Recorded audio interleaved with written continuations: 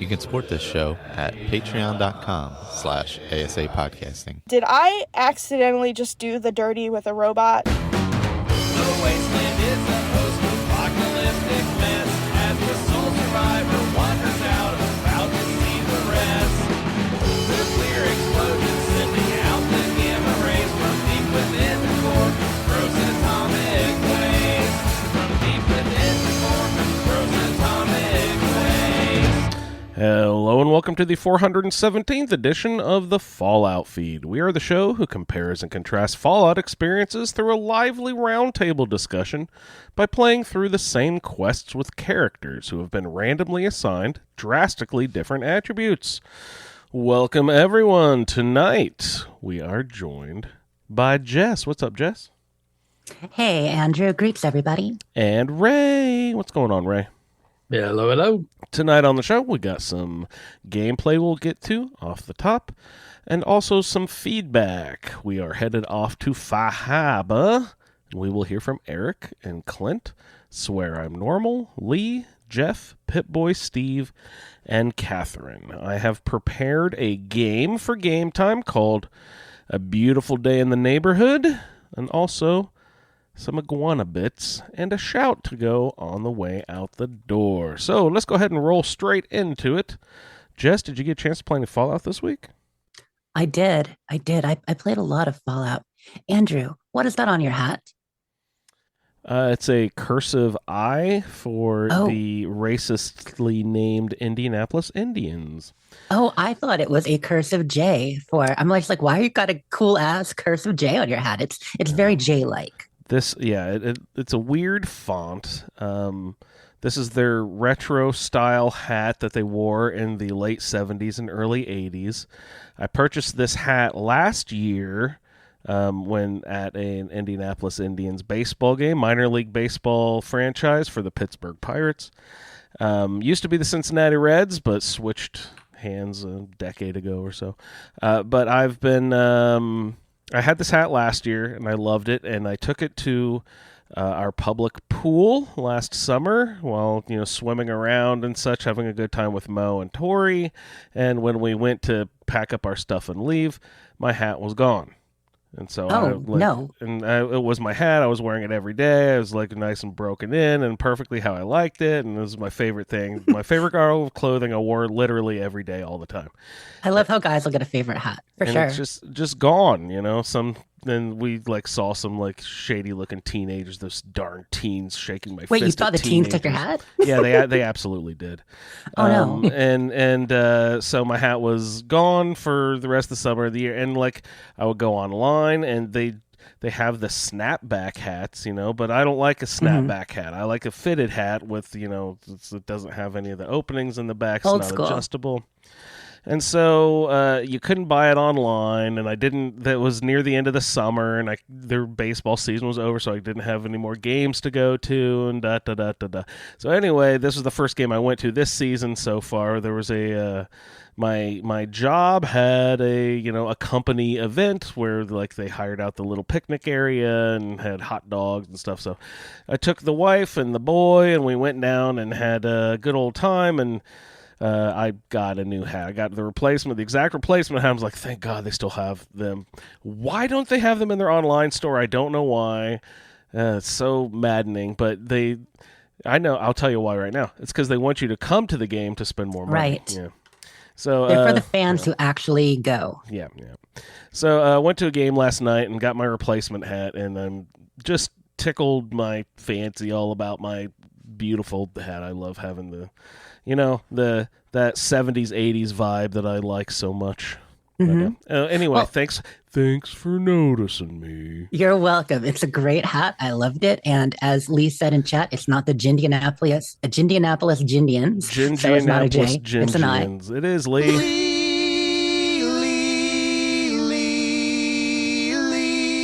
Lee. Right on. And this, you guys, is how I encourage small talk at the beginning of the show. What's the J on my hat? Video games. Oh my goodness. So I definitely played a lot this week. Let's talk about not Fallout first, because it'll be quick. But I am still playing Redfall. Oh, 5 weeks later, worst game of the year, and I'm still playing it off and on. Now, I do have an update. And I think I might have said this a couple weeks ago, but the longer I go, the longer I play, the more I'm like, yeah, it is a little bit empty at times, but I still think the story is compelling. I think the shooting is really fun, and playing with friends is fun. And what I've been doing the last couple weeks in a row, I'm playing with my friends Charo and Mush over on Charo's Twitch channel. And so every Sunday night, we're playing Redfall for at least 2-3 hours. Oh, nice. And this week, another friend, Scully, even got me dragged in when she was playing. So yeah, I got pulled into a couple of different Redfall streams. I mean, I guess there's people playing, so you get dragged in. But no, it's a great time. So I still say, if you like vampires and you like shooters and you like like spooky stealth, it's worth trying. I assume you're the vampire hunter and not a vampire yourself, right? You are a vampire hunter. Yes, the vampires in this are bad. They are actually, I have to tell you, that is one disappointment with the game. There is a lack of sexy vampires. Now, we all know a lot of people who like vampire fiction, and not to generalize, but a lot of women who like vampire fiction like the the suave vampires. Not saying they have to sparkle. Okay, that might be a little too far for most of us. But the Lestat type, the interview with the vampire, the vampire seduction, like that's cool. These vampires are not like that. We want our vampires to look like Brad Pitt and Tom Cruise, damn it. Sexy vampires. You get me. No, but what about, it's a fantastic game. What about fucking what's his name from Bram Stoker's Dracula with the huge ass white pompadour? Do you remember that? When he was in like full on old ass vampire mode. Yeah, so that is Lee Harvey Oswald. Who was that actor? No, not Lee Harvey Oswald. Yeah, he was Commissioner Gordon in the Batman movies, and that guy with the half shaved head in The Fifth Element with the weird huge guns. The bad guy in Gary Oldman, I think is his name. Gary Oldman. Yeah, for some reason, I was thinking he was in JFK. I don't know why. Maybe he wasn't. I don't know. You look at that guy's fucking movie credits. He's probably the most versatile actor in Hollywood. You don't want to listen to his personal opinions because he's kind of a dickhole, but he does all sorts of awesome movies and has played like a crazy variety of really neat roles. He was the bad guy in that Book of Eli movie that I was talking about a couple weeks ago. Really? Yeah, it's a really awesome movie. Yeah. Yeah, so Gary Oldman, that Dracula, I mean, Bram Stoker's Dracula I really love that adaptation. That was fun. I even have the script. I mean, in that one role, he played like 4 different Draculas, because we saw Dracula over the ages and different appearances. Yeah, it's been, can it be 20 years? The movie came out more than 20 years ago. Yeah, it's probably been 20 years since I've seen that movie. Yeah. Yep. So other games I played a game called Planet of Lana this week. So Planet of Lana just came out about a week ago. To tell you what it is, if you are a person who is into atmospheric kind of lonely puzzle platformers, this falls in that vein. So think games like Limbo, Inside, the recently came out Somerville, maybe to do a more classic game from Commodore 64, like Out of This World or Another World, it was called. That sort of atmospheric platformer. Jerry and I were playing it and talking about it. It's good. If you like puzzles and platforms, I'd recommend it. I had this thing where I put probably 2 hours in, maybe 3. And I thought it was only going to be a 3-hour game, and it turned out it's more like 6 or 7. And I got stumped by a puzzle, and I said, "Okay, that's enough," and stopped playing. But it was I played over 2 evenings and had a really good time with it, so that was fun. Okay, that's cool. Do you guys ever do platformers? I mean, I know Ray, that's maybe not your kind of game, but how about you, Andrew or Ray? Do you ever are there any that you do like? No.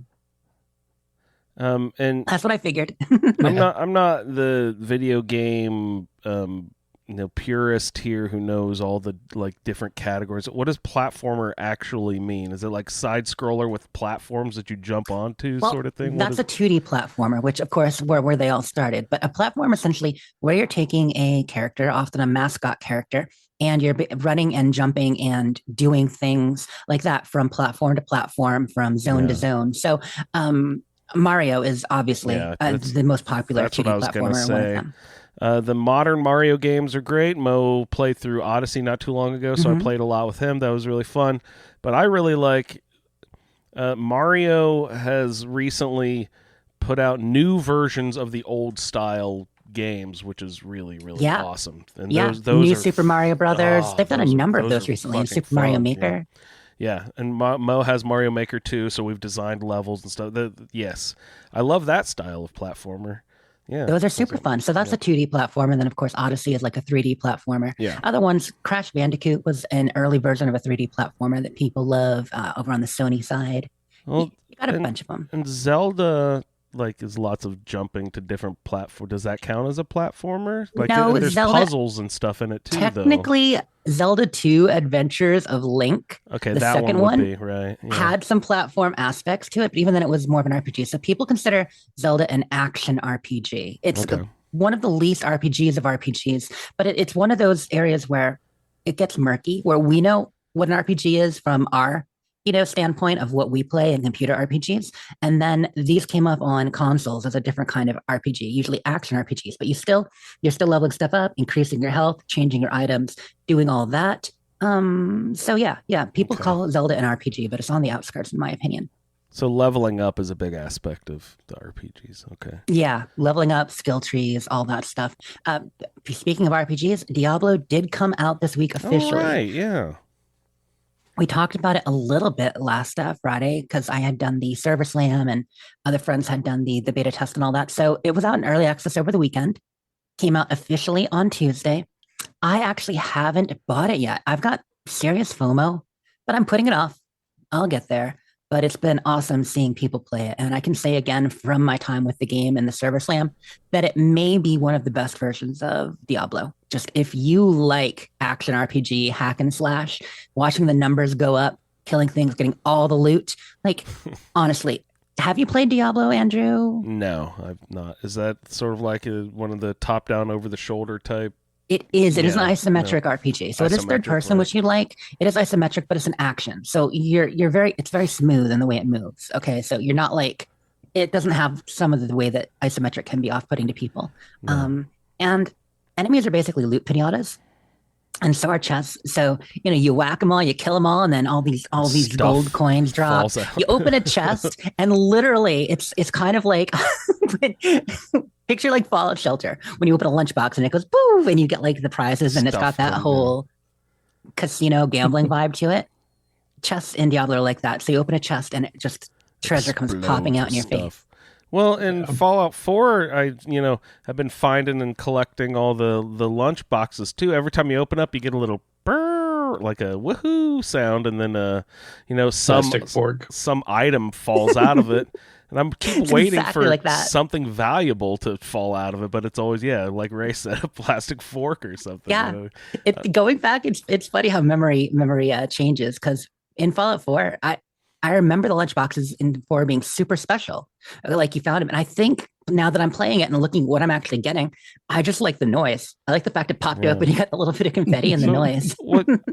And they go under the miscellaneous. They're not junk. So I feel like I need to hang on to them. What do people do with them usually? Display them in their camp or something? Or are they closed? Mines. Yes, you can make mines out of them. Oh, that's nice. Bottle cap mines, right? Yeah. Does that use your caps? Cherry bombs and coins. Cherry bombs? Where do you get a cherry bomb? Actually, not sure. I haven't made any bottle cap mines this time, although I've looted a few. But yeah, and I've gotten cherry colas from my lunch boxes. Yeah. That might have been New Vegas. Okay, that makes more sense. Yeah, that sounds more familiar. I would ask that question again then. It's like in New Vegas, I don't remember ever picking up a cherry bomb. Huh. Oh, yeah. You get a lot of them. Yeah. Not the way I play, I guess. Sorry, Jess. I got a few lunchboxes in Fallout 4 this week. I love the smooth segue there, by the way, from my talking about all these other games and loot pinatas to Fallout 4. Well played, sir. Yeah, all totally on purpose. Mm-hmm. So let me tell you about my Fallout 4. Yeah, as you all know, last week, Jess had a fantastic playthrough, a super Fallout 4 filled week. Got to head to Far Harbor, and my boat sank on the way. You might think that's... It's true. It's so true. It's so true. You play me out, horns. So my goal for the first couple days this week, and notice I say more than one day, was to try to get to Far Harbor. It did not go well. So, yeah, I basically the combination of mods I have with the Creation Club and whatever's baked into my current playthrough, I cannot figure out a way to both get into the game so that it loads and make it to Far Harbor. It is and it's funny because I did test my loadout quite heavily, but it was a character who had already gone to Far Harbor, so I didn't test going through the opening cinematic or anything like that. And you would think that if things play very steadily and solidly in the Commonwealth, you'd get to Far Harbor. This is a strange thing. So looking it up on Xbox and I guess other systems, but especially Xbox, sometimes it seems like there's a thing where the unofficial Fallout 4 patch with some Creation Club items together installed tend to cause crashing on the boat to Far Harbor. And it's odd because the unofficial patch usually helps with everything, but it could be the Xbox version. It could also be the Creation Club stuff specifically. One of the problems with Creation Club, and you guys may have noticed this, I'm sure you know, is that unlike mods that you can add and remove, with Creation Club content, you install it, but you can't uninstall it, can you? I don't think you can on PC either. Do you know? I've never attempted. I've never tried it. So I do everything through the manager. Yep. So when I go there and I look at my Creation Club, it says stuff that I own and have installed. There is no uninstall button. There is no remove this item, which makes sense. Once you add something to the game, especially if it's been fully tested by Bethesda, they expect it to keep working. But so I can't unbake the Creation Club. So I tried, if I remove all my weather mods and a few things like that, I can't even load in. I've removed a variety of other mods, lighting mods, this and that, and I just can't get it to work. So yeah, I tried about 20 times over the course of 2 nights. I even kind of fell asleep in the mod manager, just like, because, you're there looking at a list of mods to be with your controller, like 100 and however many of them. And I'm just like, So I decided I'd give up. But I'm not giving up because, of course, we're in a roundtable playthrough and I need to do the whole thing. I was just really looking forward to one character doing the whole thing, a survival playthrough with all DLC. Super psyched. It was. Yeah. So here's what I'm doing. I'm taking an old playthrough of an unmodded character around the same level. I know I have saves in at least somewhere in the 20s to 30 on one of my old characters, probably one of the first 2 playthroughs I've done. And I will pull it over into survival and I will install a few of the mods that I'm using and no Creation Club items, by the way, none, so that I'm in control. I'm in control, Bethesda. You're not in control. I want to control my game. And I'm going to go to Far Harbor. So I'll do Far Harbor on survival with the rest of us. So I should be hopefully ready to report on that next week. But it's not going to be exactly Drake. It'll be as close to Drake as I can get from this old character in a couple days. That's so sad, man. That sucks. It is. And Lisa's weird, never heard of this. Yeah, I mean, it's funny because Far Harbor, as a separate zone, I always thought of it as tending to be more stable than the Commonwealth because once you're there, you're there. And not all mods touch all things there, etc. And yeah, they're laughing about sunk. I mean, it's not technically sunk, not technically crashed on the rocks, right? That's a good one. No, I just, you're on the boat, you're motoring out, you see the dock in the distance, you're there, and, and it seems great. And then it fades to black and then it's and crashes. Pardon my noise there, but that's exactly what it sounds like. It's very annoying. Motorboating. Yeah, well, I take the motorboat there. Exactly. So what I did instead was I did still do my playthrough on Wednesday night. In fact, it's funny. My late night retro on Wednesday is playing Fallout 4 Survival this time. They're getting longer and longer. I played like 4.5 hours on stream this Wednesday. Yeah, nice. So what I did do, so I labeled mine by movie title. So I called it the Poseidon Adventure at first because that was my nautical maritime that movie disaster. Rules. But then we transitioned to The Incredible Journey. So I'll just kind of summarize some of the highlights from this. But I decided I would have to walk back from the Nakano residence. And what quest am I going to do next? I'm looking at what I got. I actually don't remember what I decided because it changed as it went on. But I was trying to essentially get to one of my settlements so I could get back to Diamond City. Well, walking back, you can get yourself in all kinds of trouble along the road there because it is a higher level region around you. And I found myself stumbling upon, after, a small fight or two, the Salem Witch Museum. Oh, no. I haven't done that. I should do that because I haven't done that this playthrough. I haven't done it in a long time, actually. And, is it as fun as I remember? What's going on in there? So, yeah, let's just say in survival, it can be a little bit tougher. But I went in and I love the atmosphere in the Witch Museum as you go through and you see the old displays and kind of like the Museum of Freedom, like there's the mannequin set up. I actually reenacted the witch burning. If you throw a Molotov at the little stake there with the mannequin on there, you can. It's a nice reenactment. It was fun. Nice. But it's scary as you go in because occasionally the building shakes a little. Things fall from the ceiling. And those are body parts. Yeah, body parts, and then an entire body comes through from the leg. ceiling. And like, oh my gosh, how tough is this death claw going to be? Because I think it changes based on your level. I mean, I know it's always tough, but I think it gets tougher as you level up. So I'm going through, and yeah, I made it to the death claw, and actually the fight went really well. So it was a savage death claw, a big old skull on his face and stuff like that. But between Dogmeat distracting him and me swapping to my plasma flamer, which let me tell you, this plasma flamer pistol that I got from Dr. Kajagogo, whatever his name was in Vault 28, I suddenly don't remember his name. but that plasma flamer is so good because I've modded it up. So I'm shooting him through the hole in the wall. Dogmeat's distracting him, and I got him down to where I crippled both of his legs. Nice. So it was the coolest thing. And I think I shared the picture on my tweet from the U Wastelanders account. But with his legs crippled, he was down to about maybe a quarter health, and he's there lunging at me with his arms and his mouth snapping, but he couldn't move. And I'm like, I felt really powerful. So anyway, I took a few pictures. I'm sorry for prolonging your death claw. Your pain death claw, but it was for, it was for art. And then I put him out of his misery. Is that similar to the Enclave plasma flamer that you get in 76? It's just like it. When you get the flamer barrel and you get all the attachments and upgrades, yeah, it's beautiful. I've never really done lots of energy weapons. Is that something that's just in Fallout 4 or is that a mod?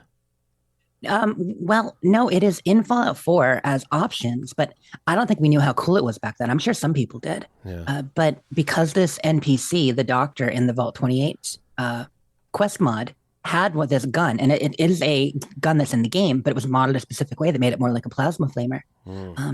It kind of encouraged me to try it, and I was just surprised. Basically, what happened was he killed me so fast with it. I'm like, I want to be able to do that. I'll have to go see if I have it still. You might, although you might have just scrapped it. Yeah. He was in the room before you get the circuit board for her. Yeah. The doctor. Yeah. Labs. Yeah. So. Sorry. The one thing that I realized this playthrough just the other day is I got that gun from Dance. The Righteous Authority? The Righteous Authority. But I'm doing a pistol build. I'm like, oh, well, this isn't going to be anything. But it's like, wait a second. Let's take off what's the back part of a gun called? I don't even know. Rifle stock. Take off the rifle stock and put on just like the pistol handle or whatever, pistol grip, and bam, it's a pistol all of a sudden, and the damage like quadrupled, and it's like, yeah, all right. Makes so much difference. That's what I'm doing. I'm turning all the cool rifles into cool ass guns. Yeah, it's fucking cool. They don't all have the mods to do that. Like I don't think you can do that with combat rifles. Actually, I haven't tried, but I imagine you can. I don't think you can. like assault make pistol. a handmade into a pistol. Assault pistol. That thing would be so Gomby. That would be hilarious. Yeah. So I got out of there after I got all the loot. And what you do after you finish that, of course, is you listen to the holotape and you find Deathclaw eggs. And there's a mission there that these were gunners that were in there. All the body parts and dead bodies were gunners. And the gunners had a client, an order to get a Deathclaw egg, or get Deathclaw eggs, plural, back to Diamond City. Well, you don't know for who, but you have two choices. You can either bring the Deathclaw egg back to where it goes, like actually Soph did recently. Our friend Soph was talking about that. Or you can bring it to Diamond City and sell it for the caps to complete the mission.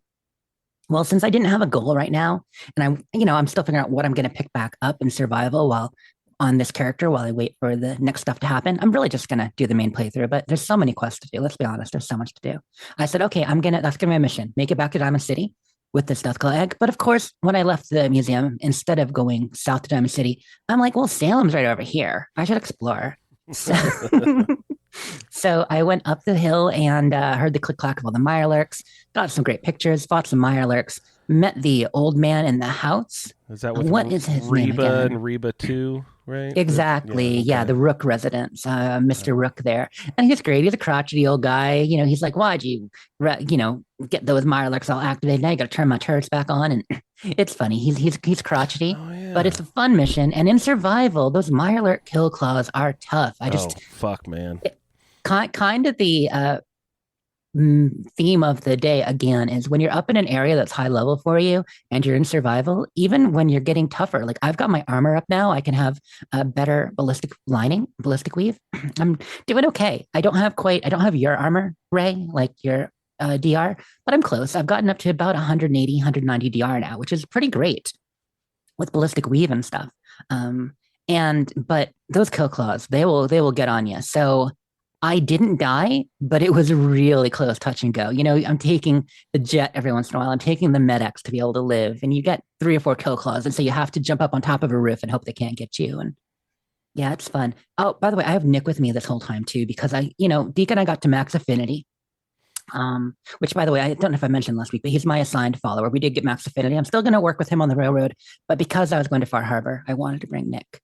So we did those quests. That was super fun. Traded it in, and yeah, we got the Reba 2. If you're playing with shotguns or whatever, or is it a shotgun or a rifle? I think it's a shotgun. It's a rifle.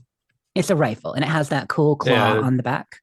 And the Reba 2, I think, comes stock as a 50 caliber, and Reba 1's is just a 308. But Reba 1 is his, right? So I only got Reba 2. But yeah, so did that. Kept heading south. So he lived. Yeah, of course he lived. He was even complimentary. He said you did a great job. And, here's a prize for your trouble. I mean, it's not like there were Milers in the house. What could have killed him? Ray's just smiling. I love it. So anyway, I'm like, let's continue on our way. So I had fun going down through trying to get back to Diamond City and taking my time. But, when you're in the Commonwealth without a specific goal except for a point on the map, things distract you. It's not just Salem and museums. It's stumbled across Dunwich Quarry, which again, the outside of Dunwich Quarry, when you're at a higher level, because I was 38 when I started here, and I hadn't come to the area until now. So there are a lot of Raider veterans in there and turrets, and I died twice there. I almost died 3 times. It was really touch and go. But I cleaned out the whole outside, got all of them eventually after dying twice. First time I died, I had to load all the way back, and I was back in Mr. Rook's house. That was a pain. Oh no. But we did it. We cleaned that out going south, and then came across Green Top, and I'm like, the very first quest Preston gave me as a Minuteman was to do Green Top. So I went and did Green Top and cleaned out the Super Mutants and Breakwater Banks, just all this good stuff. And then once I did that, we got Green Top as a settlement, which awesome. Now I'm up to 11 settlements, I think. And of course, that means I could have a supply line. So once I established a supply line, like, you know what? This has been a really long trip. I keep getting distracted. So I was able to, with the supply line, fast travel, get back to civilization, go to Diamond City. And it turned out is it Billingsley up in the upper stands? Whoever the handy is in the upper stands, that's a little bit of a snob. Wellington. Yeah. Wellington. Yes, Wellington. He's the one who wanted the Deathclaw. Or Wellingham. Right. That's why it's Deathclaw Wellingham. So I got the cool recipe to make the fancy Deathclaw omelet, which obviously, we have seen in games since, but I got to relive the origin story, which was fun. Then beyond that, I kept playing a bit after that. I made it back, tended to all my settlements, and I finished the Lost Patrol quest. For those who don't remember, Lost Patrol is the one where you're finding. It starts in the center of the map around just a little bit south of Medford, or Malden, whatever the one in the middle is with the hospital. And you find the body of a Brotherhood Knight with a holotape. And that's when you start to follow the holotape trail. You learn about, you had to abandon the armor. They were an advanced patrol for the Brotherhood. And it takes you to another building. And then it takes you to a place in the woods and over to the satellites. And then ultimately to a bunker with Paladin Brandis, or just Brandis at this point. Way up north, right? Yeah. So I went and just kind of did across the north of the map there, which is great. I was successful with in finishing the quest, and ended on good terms with Brandis. He let me have stuff. We didn't fight. So that was great. And I saved it shortly after that. But the only other thing to mention and playthrough that was neat that I don't think I've had happen before, I came across a random mutt. It showed on my the injured screen. the injured Yeah. gun, and you heal them, and you're like, "Hey, buddy, what's going on?" Well, your name, it lets you name him and everything. Yeah, Call him Sparky. Yeah, and is that new? Because now I that ran into that for the first time as well. Is that added by Creation Club or something, or is that always around? I didn't think so. I think that it's been in there. Is it? But Okay. now you make me wonder. Because I haven't seen it. I hit it twice when I did my survival playthrough last time, like a couple months ago when I was playing survival, and then I hit it again, and I'm like, I don't remember this from years ago, but of course I don't remember everything I did. Yeah, but... so I guess, I mean, from what I understand, he's a random encounter, and it's just a wounded dog, and her legs are damaged, and so you go up, you can stim pack them, talk her down, heal her, and then if you do the right dialogue selections, you can name her Sparky, which I didn't do. So she was just mutt on my screen because I was talking to her. I was being nice, but I thought I'd keep the conversation. Well, you can't talk to a dog indefinitely. The game's like, okay, move on, kid. The dog is tired of talking to you. But then she was following, and it was awesome. So we went around the lake there. We killed a number of Mirelurks together and such. Wow. And it was really cool. So I thought she was going to keep following me forever. And I'm excited. I'm like, I got dog meat, I got mutt face, and I got Nick with me. Oh, actually, I switched for Curie after all this. When I finally got back, I switched for Curie because she's my romance. Let's get things going with Curie. And that's been fun. But no, so Mutt will only travel a little ways with you after you find her, and then she kind of stays. But that's good. It helped her survive. Oh, I ran into a behemoth too. I didn't remember there was a behemoth up there on the north side of the map. Ooh. But there is. Watch out, you guys. If you go past the lake there on the way to the Lost Bunker, behemoth. So that was a fun random encounter, and I'm looking it up, and it appears that no, she is in the base game. So we just hadn't seen her before. Yeah. I spent way too much time trying to send her to one of my settlements, and I can never figure out how to send her off. But better meet Gene again, because I want a junkyard dog, and I failed the check with him 2 weeks ago, and I want another chance. Gene, give me another chance, please. Come on. I've heard people run into Gene like multiple times in the same playthrough. I'm like, I'm lucky if I see Gene once every 8 characters. I wish. Is he on a route? Does he have a path? Is there places you can go to try to spawn Gene? Because no, it's all random. Yeah, we meet him a lot of different places. I met him. He was walking through Starlight for me this time, and previously, I've mentioned, I've always met him on the left side of the map somewhere. Yeah, whether Sunny Top or down around the post office there on the way to Poseidon Energy, stuff like that. A couple weeks ago, I ran into him just south of County Crossing on that road there. So I didn't know if he had a set pathway or anything. Yeah. Ooh, Preston now wants me to go to. Sorry, go on. We're on Far Harbor talking about dogs. I just remembered Erickson has a bunch of dogs. I'm excited to go check out Erickson in the plane and all of his dog kennel. Oh, that'll be great. Oh, good call. Good call. But that's basically all my Fallout 4 playthrough. I do find it amusing that Preston has now sent me to Nordhagen Beach, which I tagged you on a thread on Twitter there because one of my other friends posted about Nordhagen. I'm like, oh my God, Nordhagen is just piling up everybody's hottest piece of real estate in the Commonwealth. You all talking about it lately. Why is that? I know it's a beach but it's not centrally located. It's not a convenient location by any stretch of the imagination. Why are we all so drawn to that? Is it the beach aspect of it? I guess it must be. It's a fun name and a decent area to build because it is kind of open like Starlight, but people don't use it as much. Maybe the water. People have waterfront property, especially Ray. I don't know. Easy access that was to all the my water. Fallout 4. And then 76 this week, I did camps and the usual stuff, but nothing too fancy. The last 2 months, really, let's be honest. Since I've gone on Scorecation, this is maybe the least I've played 76 in a while because of the draw from Fallout 4. Survival is just too much fun. Oh, so fun. And then the other side games are fun and just waiting for the next season, which, of course, Andrew says, we can wait forever. Q1 2024. Yeah, we're pushing it off as long as possible now, right? Yeah, I'm not triggered by the next season be Q1 2024. You better not say that about my other game. I'll stop. Hey, I'll make that transition. I'll stop asking for Q1 2024 of your Stargazer game if they can push the next season of 76 into 2024. I'd totally make that swap. Fair. Yeah. That is all my gameplay. Cool. What you got, Ray? So I after my last stream, I had a couple of things I needed to do. So I swam down to the lighthouse, from the Nakanos and shot over to my robot settlement over at Sunshine Tidings and crafted a new robot. Is your Mr. Goodfeel still there? No. Mm-mm. He bails when you get the settlement, right? Yeah. Okay. And I still haven't been able to get Codsworth over there. Is it bugged or something? Have you told him? Yeah, I can't get him to leave Sanctuary.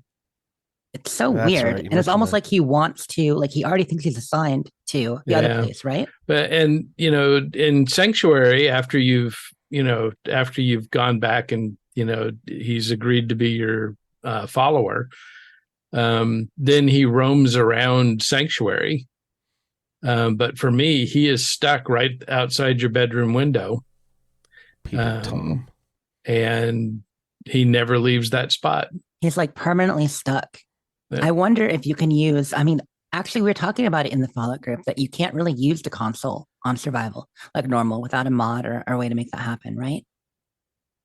Correct. I was going to ask if you could use like Clint's method of place at me with Codsworth code or whatever to move Codsworth, if that would help. Yeah, I'm sure it would.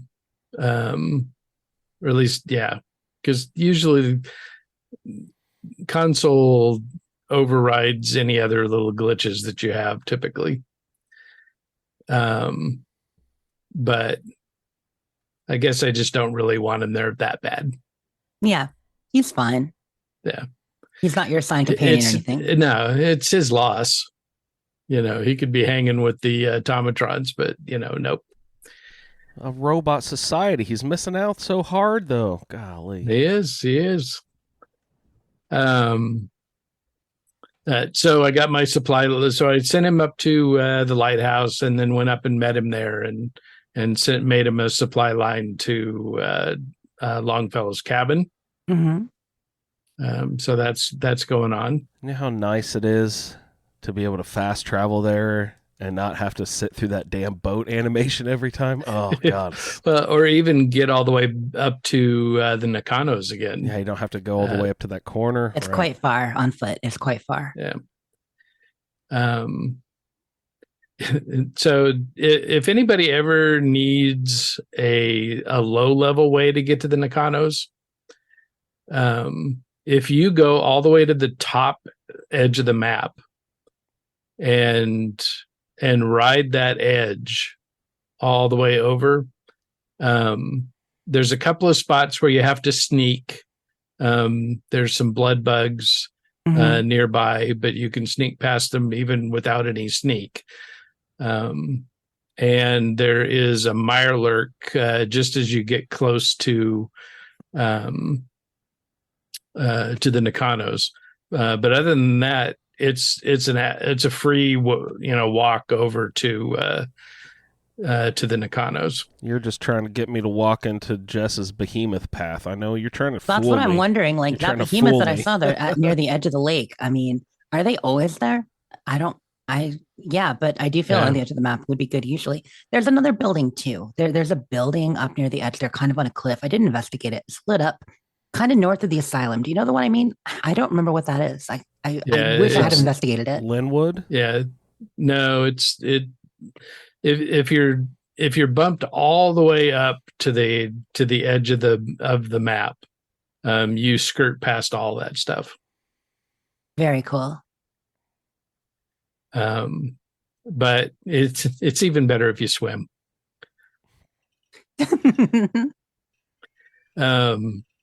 So I spiffed up Longfellow's cabin a little bit, put in some turrets, took a swim around the island, and snuck into Echo Lake Lumber and took out the ghouls and got the harvester. So that's the crippling ripper. So now my ripper has crippling. Upgraded. Yeah. That is awesome. And there's a lot of anglers on that water. There's a lot of stuff, period, along the waterfront there. swimming along there, it was like, most of the places I swim to, there's nothing, on the shoreline, but there it's crowded. The shoreline is very crowded in Far Harbor. But I went up past where all of the anglers were hanging out and went and snuck in there. But just kind of tootling around, checking it out. Didn't really do anything major, mostly just discovering locations and kind of scouting things out, seeing what I could find underwater. The border on Far Harbor is surprisingly close to the coastline. So you can't swim very far? No, there's a lot of islands with houses on them and stuff like that, but you can't get to them. Especially on the south side. I know there are the ones you can get to on the south side. I remember so many islands, but you need to know that there's beyond the actual map edge that you can swim to, that there are more. I saw a mod that was labeled Borderless Far Harbor. I wonder if you put that on, if that allows you to actually get to all those locations and if there's anything there or not. It'd be interesting because there's a lot of buildings and stuff on those little islands. Well, it's just like an old Western movie set where it's just the facade of the front of the building instead of like the boards holding it up from the back. Yeah. But so that was fun. Been playing around with characters for the Skyrim Roundtable. Doing the different worship mods. And on Wednesday, a new expedition dropped for No Man's Sky. Kaboom! Oh, awesome. So I've run through that twice. It's one of we've had one similar to this back when we got the Normandy, which was the special frigate that you could get by completing it. A good year and a half or 2 years ago, right? That was a while ago you got that. But it had this community event that, everybody had to continually, bring this, in this case, it's these seeds that you have to collect and bring back to the space anomaly. And, eventually as everybody keeps doing this, it, unlocks more and more until finally the final thing will unlock. So don't know what the big prize is going to be at the end. Cause it was pretty clever how they did it with the Normandy. So, typically, as soon as they do an update, the data miners start tearing through the files, looking for any indication of what the hidden reveal is going to be. Very cool. Yep, just like 76 then. Yeah, and so they did this thing where everybody's doing this community thing. Nobody could figure out what the reward was going to be at the end, and then they announced that there was an update. The update ran, and there was the Normandy. So I suspect it'll be something similar to that, where there's this big reveal at the end, but we shall see. Could it be another special ship? Like Lee in chat just said, I'm hoping for the Serenity from Firefly, which great pull, great reference. Yeah. I would. So with the Normandy, it was right after the release of the Mass Effect special edition, essentially the trilogy that released, and then just a few days later they did the they did this special Normandy release. So I don't know, I can't imagine anything Diablo related, because that's kind of the big thing right now, but I don't know if there's any big high profile game releases, in the next couple of weeks. But it could be another tie-in thing like that. I don't know that it would necessarily be anything quite so, bygone as the Serenity, but that would be nice. That would be really cool. Is there anything else coming out around this time that could be related that we could get? I mean, because you mentioned it was near the release of the Mass Effect Legendary Edition. Yeah, it was like the week after. So I don't know. We'll see what happens. But with any luck, we will record a new episode of the Butcher Baker Candlemaker in Space. And we'll talk about it. Love to hear about the new expedition. Yeah, because I bet y'all have been playing it if it just came out. Well, so Baker pulled a little bit of a prank on Jen. That trickster. So whenever No Man's Sky has a release, they have to give it to Microsoft and Sony to vet it, and then then it's able to be released on those platforms. And so we went almost 2 days where PC and Mac had the expedition, and neither of the consoles had it. So they just got it today, or maybe late last night.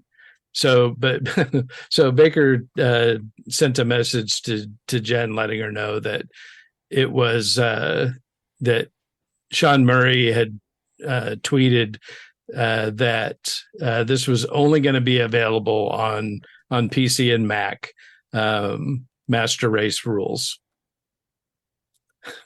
And so thankfully she didn't believe him.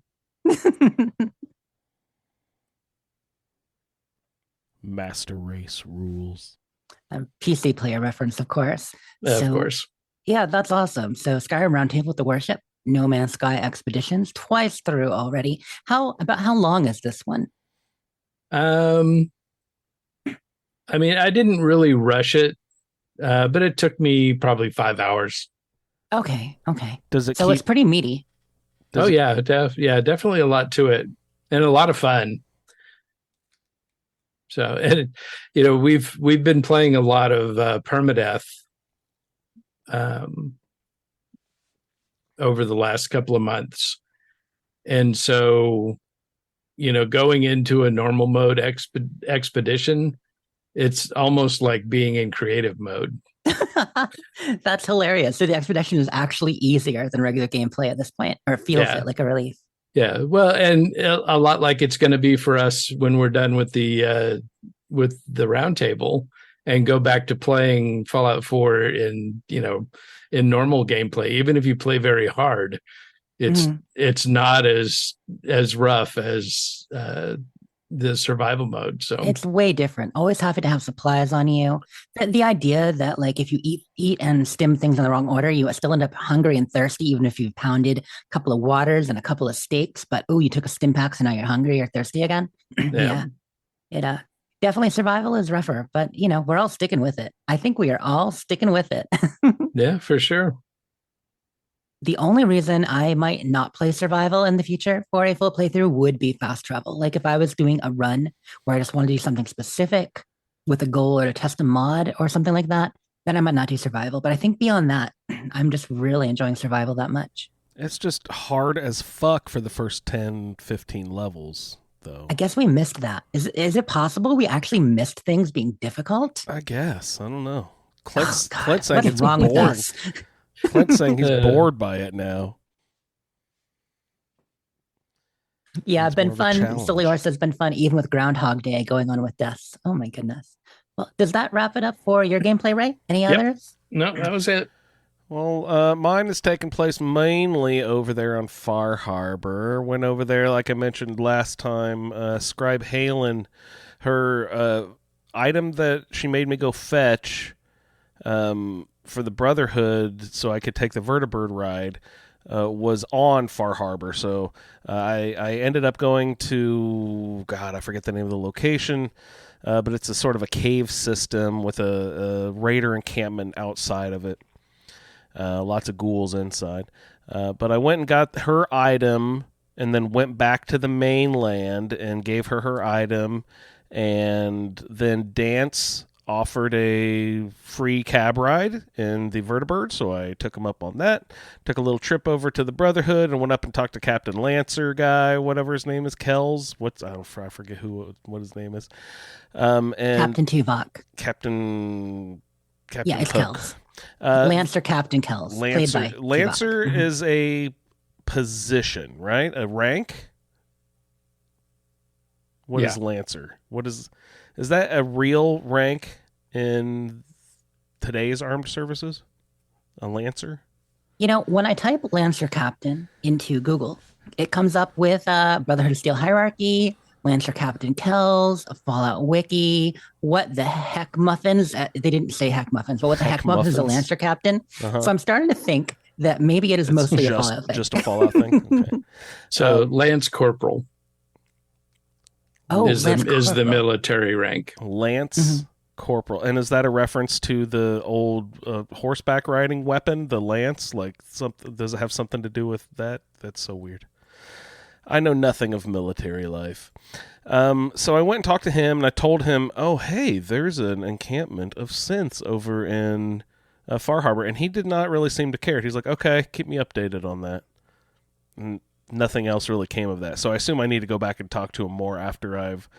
because I still haven't talked to, Dima and stuff. I haven't stepped inside of Acadia. I made it all the way up the hill, and... with Captain Longfellow and did all that, but Captain Kells didn't seem to care very much yet. So I'll play with that more and see if I can get those darn synths and Acadia in trouble somehow with the Brotherhood. I'm sure you will. So when you talk to him at all, you at least are able to tell them about Acadia, right? But they don't do much yet. Or have they already sent a recon force there? Anything? No. He's just keep me informed. It's like, okay, all right. But again, I haven't stepped inside the doors of Acadia. I walked up the hill and then stopped, and once the quest completed, and then went back down the hill, and I unlocked Longfellow's cabin, because that is my Far Harbor settlement. And Ray, you were mentioning that you couldn't sleep in his bed, so you scrapped it. I tried to scrap it; it wouldn't let me scrap his bed. It was a permanent item that I couldn't move or something. No, I scrapped his couch. Oh, his couch. Okay. So it wouldn't let me touch his bed, and I'm like, oh, geez, you bum. So I sent him. He is now a provisioner back to the mainland. A provisioner to his own house. But he is also my main companion. You want my shit? Go get it yourself. I didn't even know you could make a companion a provisioner. I guess I've never tried. How bizarre. I've got Piper going off somewhere. I've got all the people I've recruited back to my the camp, Sunshine Tidings. Yeah, I put them to work. No freeloading in survival in Andrew's camp. But so I have a question, and I'll probably figure it out this week. Longfellow is my companion, and I want to max out affinity, so I've been collecting a lot of alcohol. So I have Party Boy, so I can't get addicted to alcohol. So I'm going to just sit there and pound beers. I've got 40 alcoholic beverages saved up in the workbench. So I'm gonna recruit him to be my follower, and then pound a bunch of alcohol and see if I can get how much it takes to get his affinity maxed out, because that's one of the actions he likes is drinking. And then I was wondering, if I recruit him back to being my follower again, does that break his provisioner route and the connection to the mainland? If you found a way to hack the game, that would be really, really cool. But I would guess it would break it. If it doesn't, I would think that would be an exploit. Yeah. Okay. So I didn't know if you guys had any info on that. So I'm going to see if it breaks it or not. If it removes my access to the workbench back at Sunshine Tidings. It should. Like I said, if it doesn't, it'll be a really cool exploit. But since I've never made my companions become pack mules between settlements before, I've never had the opportunity to try this. It never even occurred to me you could. So I'm actually kind of excited by this. And I wanted to open up fast travel points around the island. So I was going to all the different settlement locations. I went to the the one that's like really close to it's like the visitor center or something. But the uncle guy wasn't there yet because I hadn't done the whatever prerequisite quests to make Mitch say, hey, go check in on my uncle. So that wasn't a possibility yet. And then I realized, oh, wait, you can't just show up to Dalton Farm and do something, like run off and do something and come back and have it. You have to like go to Cassie Dalton on the dock and do like 4 quests for her before it becomes available. And then I was like, God, none of the settlements on Far Harbor are like, oh, go to County Crossing, talk to the people, run off to here, fetch an item for them or kill super mutants, come back. Oh, yes, you can use our workbench now. Like none of them are set up like that. Right. You should be able to, yeah, they're their own place. I mean, it makes sense. You're on a remote island. You shouldn't have to go back and forth, which someone should tell Scribe Halen or Knight Reese, but yeah. Yeah. Well, I'm gonna. So I was just trying to set up fast travel routes, but was having a hard time because they all had a bunch of prerequisites and stuff you need to do. So, but I finally did enough to make Mitch mention his uncle. I just haven't gone back to talk to his uncle at the visitor center. But I've got Longfellow's cabin unlocked, and I've talked to Cassie Dalton on the pier there, and I went off and I killed some raiders for her, and then I was like, okay, now she'll give me Dalton Farm. But no, she was like, now you need to go kill a fog crawler. I was like, okay. So she actually sent me to the farm and killed a fog crawler, and I went back, and she said, okay, now we can open it up. And when I open up the map, it says that there's 2 people living there now, and I was just wondering, who are those guys? Why do they what right do they have to move to my fucking settlement? Jerks. Make them suppliers. I will. I'll send them the fuck off. You go to no, but that's that's what my next big project is going to be, opening up the settlements to set up fast travel routes. But I did hoof it like Ray did over to what was the place where the harvester is, Ray? The Echo Lake Lumber. The lumber. That's a great settlement, by the way. I really cool. really like Echo Lake. I got my ass handed to me numerous times by the ghouls around there. I find survival mode, I can one-on-one I can take on most things really quickly, even a Mirelurk Queen, like I'll mention here in a little bit. But when there are more than 3 and they gang up on me, that's when I get in trouble. Like I can take anything on one-on-one. But if there's an army of things coming at me, is when I really get in trouble with that. But the ghouls, they team up on you in that lumber yard pretty quickly. And there's raiders down on the dock that I had forgotten about. So I was killing ghouls, and my back was turned, and the raider came up the walkway there and killed me twice. I'm like, God damn! You can't turn your back anywhere in this place. People swarm you and team up on you. But I eventually got up there to the top level. There's a locked door sort of like in the middle of the second floor there. Yeah. And I was like, God damn, this door, shit, I can't get past. And then I found out, you can just go around it and hop up. There's like a stairway. There's no other walls on the other side. There's no walls, so you can just walk around and hop up there. But for a while, I was just like, God damn, this door. But it's like, oh man, I'm an idiot. There's literally no wall on the side of there. You can just hop right through. So I grabbed the harvester, but I haven't really messed with it much. I don't have is a blacksmith that lets you enhance melee weapons. On melee weapons. Yeah, I don't have that, so I don't know if I can. And you don't have big leagues either, do you? No, I don't. So, but I do have a melee weapon with me for close range stuff because my explosive weapon, I can't use it close range. Yeah. So when something like comes to attack me, I usually switch over to. I think I've got Big Jim with I found a different wrench with these cool hooks on it or something. Oh yeah. So I took those off and put it on Big Jim, and I think Big Jim's legendary effect is disarming. Is that right? Where I've been hitting people and it knocks their weapons out of their hand, and that's really actually very convenient. I'm like, oh, this is awesome. maybe that's. It I don't has the remember. kneecapper. I believe it cripples things Cripples with Big things. Jim. Something I'm doing with the melee is disarming people, which I've found very useful.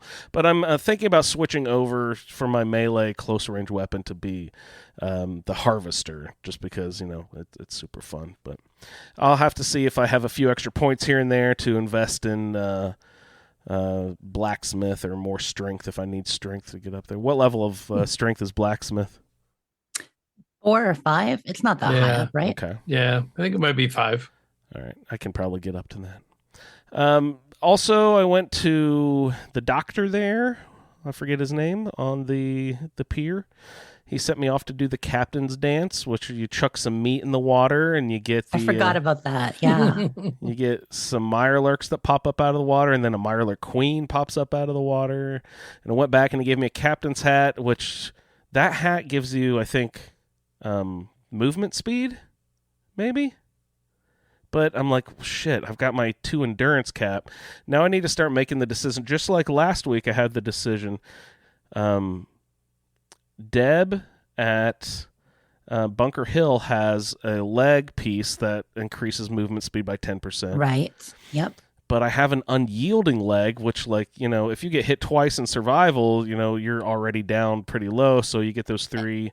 But does a third hit kills you anyway, so how useful is that unyielding? I'm having this, debate in my head. Unyielding, is it useful or not? Because if you get hit a couple times, you get hit a third time, then you're not even going to be able to use those +3 stats Nerd anyway. Rage has saved my butt so many times. Even though it doesn't have a whole lot of range to trigger, when you get down to low health, it can really save your butt. So it may have some value. Yeah. But if you're not riding low most of the time on your health, then no, because really all it is just a slightly better chance to survive. But then I was thinking, but then I was also thinking in my debate in my head, okay, do I want that unyielding when I get low on health, or actually, when I get low on health, should I just get the 10% faster movement speed and run the fuck away? That could be more helpful that way. I mean, remember, you can get both the right leg and the left leg, because I had both for a while with faster movement speed. So, you get the one from Alexis in Vault 81, you get the other one from Daisy in Good Neighbor. So you can get both legs with +10. Nice. So you could always swap. And then put on the captain's hat, and then you're motoring, baby. Plus 30%. I can hardly imagine. I wonder if the game would keep up. Yeah. Well, and plus it has +2 intelligence, so good for turning in quests. That'll make it take longer. Although I don't know if it idiots. Well, I mean, so only you'll have to do 40 reloads instead of 30. How much time do you think I have? So after the captain's dance, I took the long swim down around the east side of the island and sort of swam past the place with all the big cargo containers and down around the south tip of it's Cranberry something or other. And then Cranberry Island. Yeah, it's Cranberry a real place. Island. And then the lighthouse. I don't remember if Cassie Dalton sent me there or something, but someone sent me down to the lighthouse to deal with some raiders. So that's where my character is now saved, and the first thing I'm going to do is walk onto shore and fight a raider boss at the lighthouse. So that's what I've been doing. Oh, I didn't mention I joined the Children of Adam. I went down to the Good job. The submarine. The Nautilus, right? Yeah, talk to that fucking psycho in there. They sent me off to run in the, drink from a waterfall that's super irradiated, and then you see this the shadowy figure, and you chase her, and it dumps you out at a little building where there's a bunch of ghouls around, and then you have to figure out the super complex puzzle of looking on the wall at the elemental, the periodic table, and it has all of the elements highlighted that spell the word mother, and then you enter mother into the little terminal there, and then the cage pops open, and you get a little wooden statue of the mother of the fog. So I've done all that stuff. I need to go back to... Well, that's awesome. Yep. So I went back to the submarine, and that's what lets you in. And so I haven't really talked to anybody in there or done anything yet, but I have joined my faction for Far Harbor, and I've opened up a few locations. I'm just wanting to get all the settlements opened up so I can fast travel hither and thither. It's what I wanted to do this week. What you're talking about is stuff that I wanted to do. I'm And it's so the sorry. nucleus, not the Nautilus. The Nautilus, mixing my submarines. that's a 20,000 leagues under the sea thing, isn't it? Yeah, exactly. But I remember that quest and the mother and all that because my faction's children have had them too. So hopefully by next week I'll be able to do Fingers them. But our assigned quests for next week. How far do we got to go? We got to meet the other factions and start doing some stuff. Oh, maybe I hope I didn't step on something I was supposed to be doing in the future. I figured it was mainly. Oh, I opened up the fog collectors around Far Harbor too, and I got the tools for the Mariner. I didn't think that was an assigned quest yet. Yeah, no, that's definitely not. Okay. The actual quest name that we're doing is Where You Belong, is what we want to accomplish for next week, and so this is kind of following the trail that Kasumi kind of sends you on. Okay. Once you get to Acadia and talk to all of them, and that's when you have to start looking for clues for Kasumi about scents. Yeah. So I took care of the fog crawler, took care of the raiders, got the tools for the Mariner.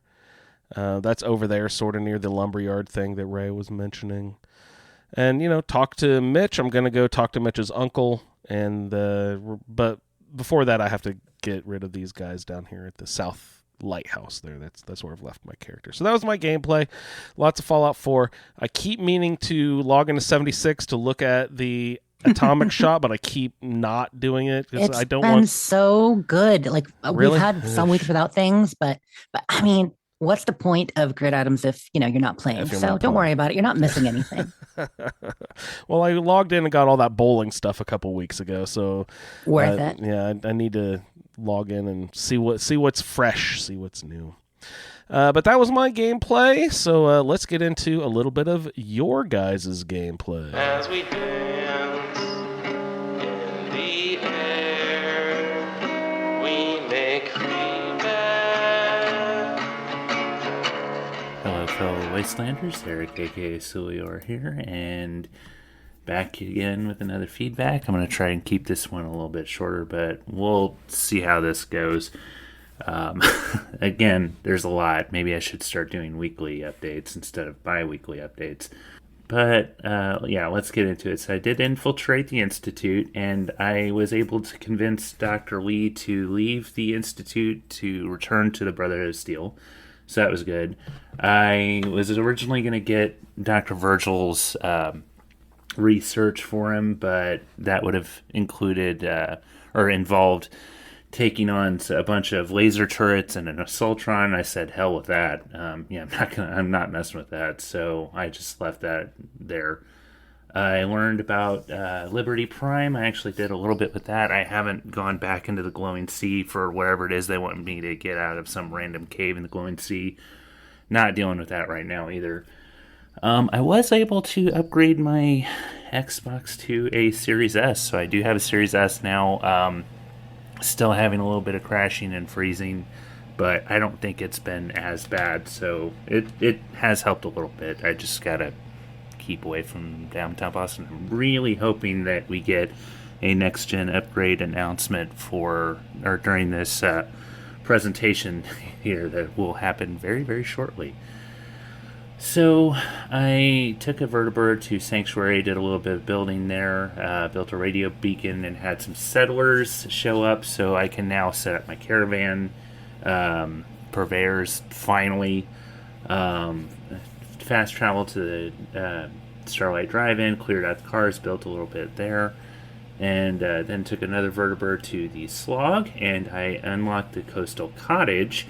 So I made my way to the Nakano house, talked to Kasumi's parents, listened to the holotapes, found the key for the safe in the boathouse after, I can't crack that. That's an expert lock. But I did find the key. And, I wasn't quite up to level 30, so I decided to do a bit more exploring before taking the boat to Far Harbor. So, did Vault 28. I had a little bit of a bug with that, but it actually kind of worked out in my favor. So, I did find Gene outside of that house, and I was able to convince him to sell me the dog. That was pretty awesome. I know some people have had trouble with that. Don't know why he was willing to sell to me, but hey, got another dog in Sanctuary now. So I slept in a bed in the Friedrichsen house before trying to get into the vault. And Dogmeat, for whatever reason, was not following me into that little cave underground. He did eventually show up, but I got killed by the ghouls on the first floor. And yeah, that sucked. But when I went back down in there for the second time, the ghouls were not there on the first floor. All the other ones were, like the second and third floors were there. But yeah, I didn't encounter any resistance on the first floor the second time around. I was okay with that. But yeah, eventually Dogmeat did show up down there, and he was helping me out too. So after that, I tried my hand with Mad Rock, and it was fine until I got to the spot with the flying ants. Those suck ass. It was like Groundhog Day, where I was just repeating my death over and over and over again. It really sucked. So I got out of there and took Billy to his parents' house. I killed what the hell's that dick's name? Bullet. I killed him immediately after when he walked up to me about taking Billy back. Wasn't about to do that. I did not know what Ray was saying on the show until I experienced this for myself, where if you kill him initially, you won't have that shootout at his house once you get there.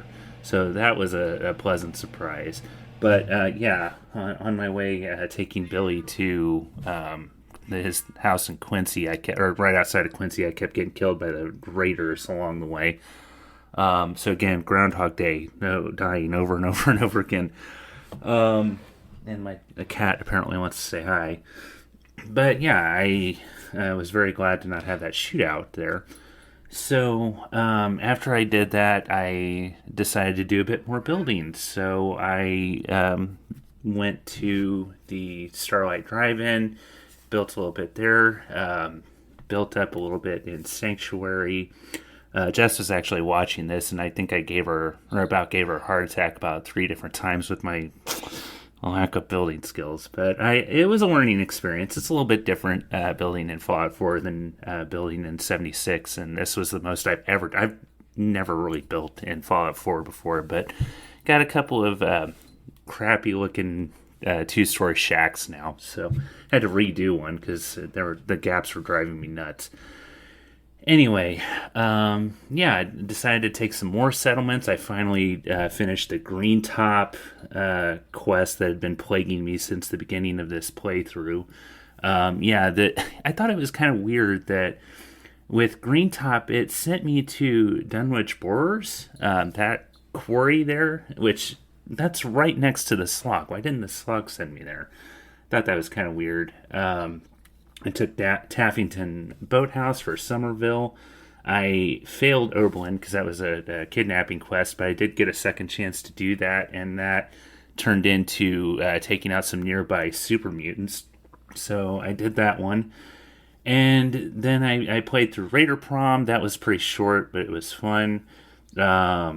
Then I decided to try Mad Rock again. Got a little bit brave, and I went and grabbed my power armor from the Pridwin, and I finished Mad Rock. So I now have Ghoulish up to level 3. It was kind of funny because I got a notification that Dogmeat got hurt, and I guess what had happened was we were starting back up at the top, and Dogmeat somehow fell all the way down into the lava below where those Mirework hunters were, the glowing Mirework hunters. But yeah, I've got Mad Rock completed, got Ghoulish up to level 3. So yeah, it Jess before seemed to think that I wasn't quite leveled enough. When we were chatting a bit earlier, I think it was during Ray's streaming. She's Silent like, movie. you might want to level up a little bit. So yeah, I'm now level 34, and I have now taken the boat over to Far Harbor. Dogmeat needed directed onto the boat to travel over there. I don't know what was his deal, but yeah, it took a couple tries for him to hop the boat with me. At the wall, I died a few times. I posted a video on the Discord and the Facebook group of getting killed by a harborman. That was fun. I hopped down to help out Dogmeat, and I killed a legendary. And I got, he got hurt, so I go to help him, and I get hit by a harborman and killed by a harborman. I was like, come on, man. Alan is a piece of work.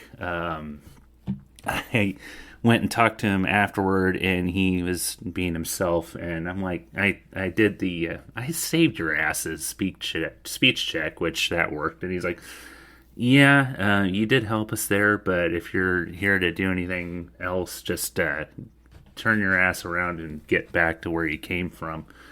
I already did have the whiskey for Longfellow in my inventory, so I followed him up to Acadia. The one spot that I kind of had trouble with was when we're at that little lake or whatever it is, and the legendary Gulper and the legendary Mirework were fighting. Kind of got swarmed a bit there by the rest of them. But yeah, I'm now sitting outside of Acadia, and I did keep this under 10 minutes. That's good. So I wanted to kind of rein myself in from going nuts and just continuing on with the story before I submit this. So that's where I'm at now. Can't wait to get back to it. I played a little bit on PC as well, just to see if the crashing issues are going to persist there, and I wanted to try out some of these other mods without completely overloading my Xbox. So anyway, that is it for me, and I will see everybody in the Wasteland. Beautiful. Thank you, sir. Hey, he mentioned he's hoping for the upgrade announcement in the conference thing that's coming up this week, right?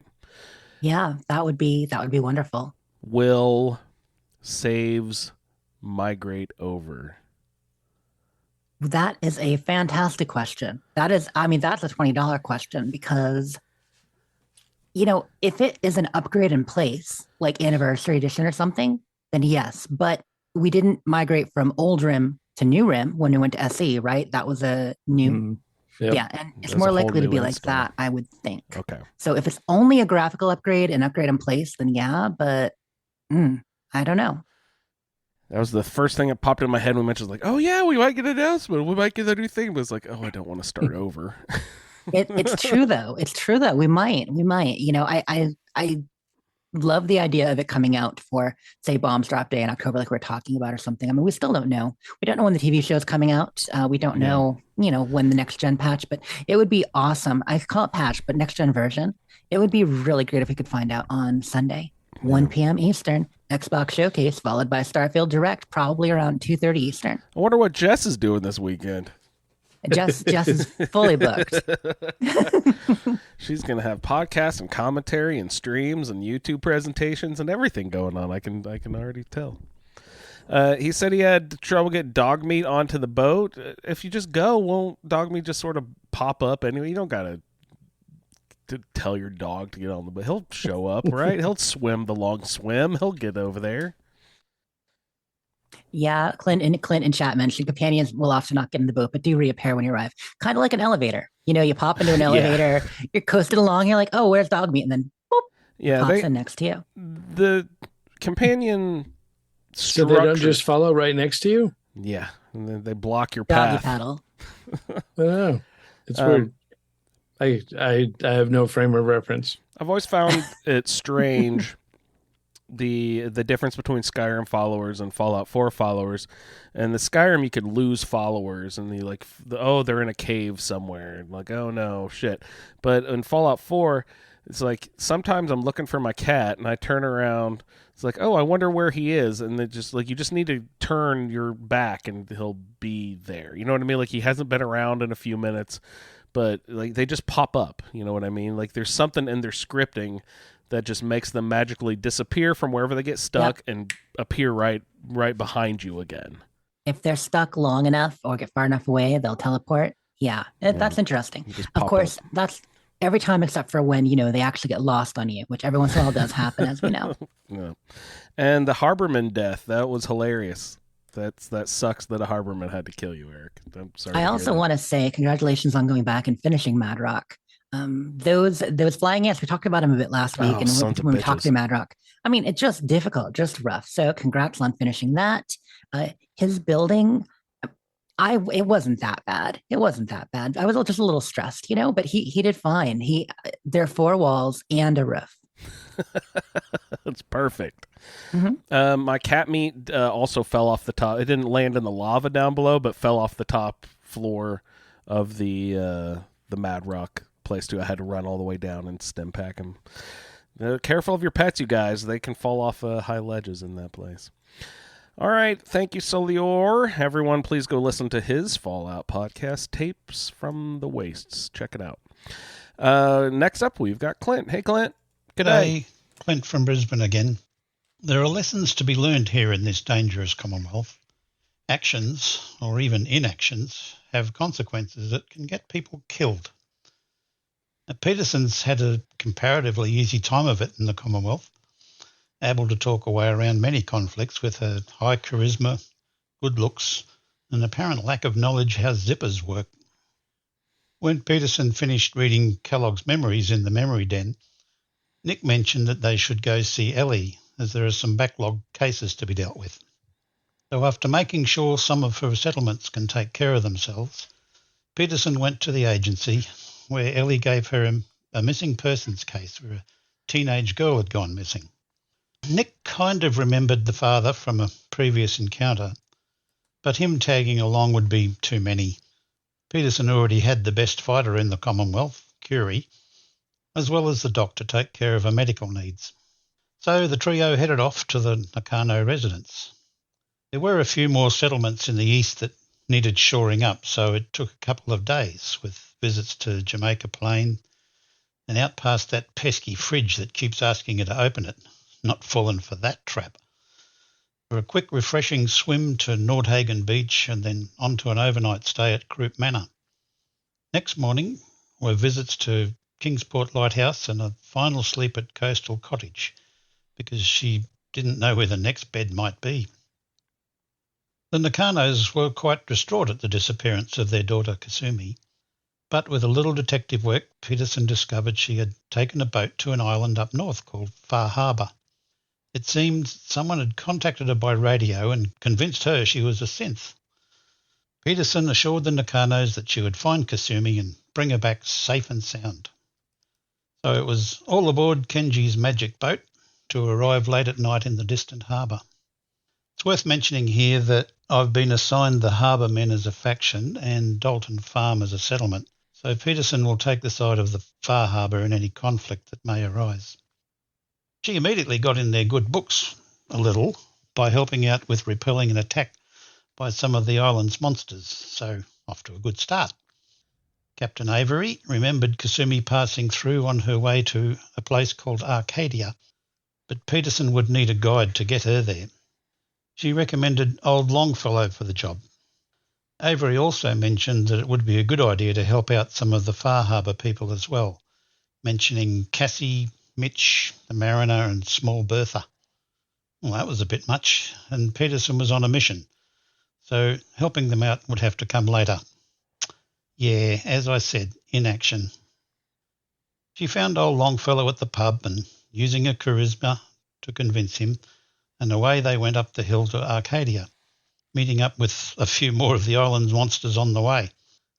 Getting there, old Longfellow offered himself as a companion, but Peterson already had Curie and the doc. Before going inside, she went up the stairs to the right of the door and found a convenient mattress for a quick nap, the first she'd had since leaving Coastal Cottage. Inside and down a couple of levels, she found Kasumi working on some machinery. Well, this is going to be easy. Time to use that magic charisma and convince her to go home. But it didn't work. All the pleas or demands even fell on deaf ears. Even yellow speech checks failed. Kasumi was determined to get to the bottom of whatever was happening here, and nothing was going to stop her. Damn. So, better shorten this a little.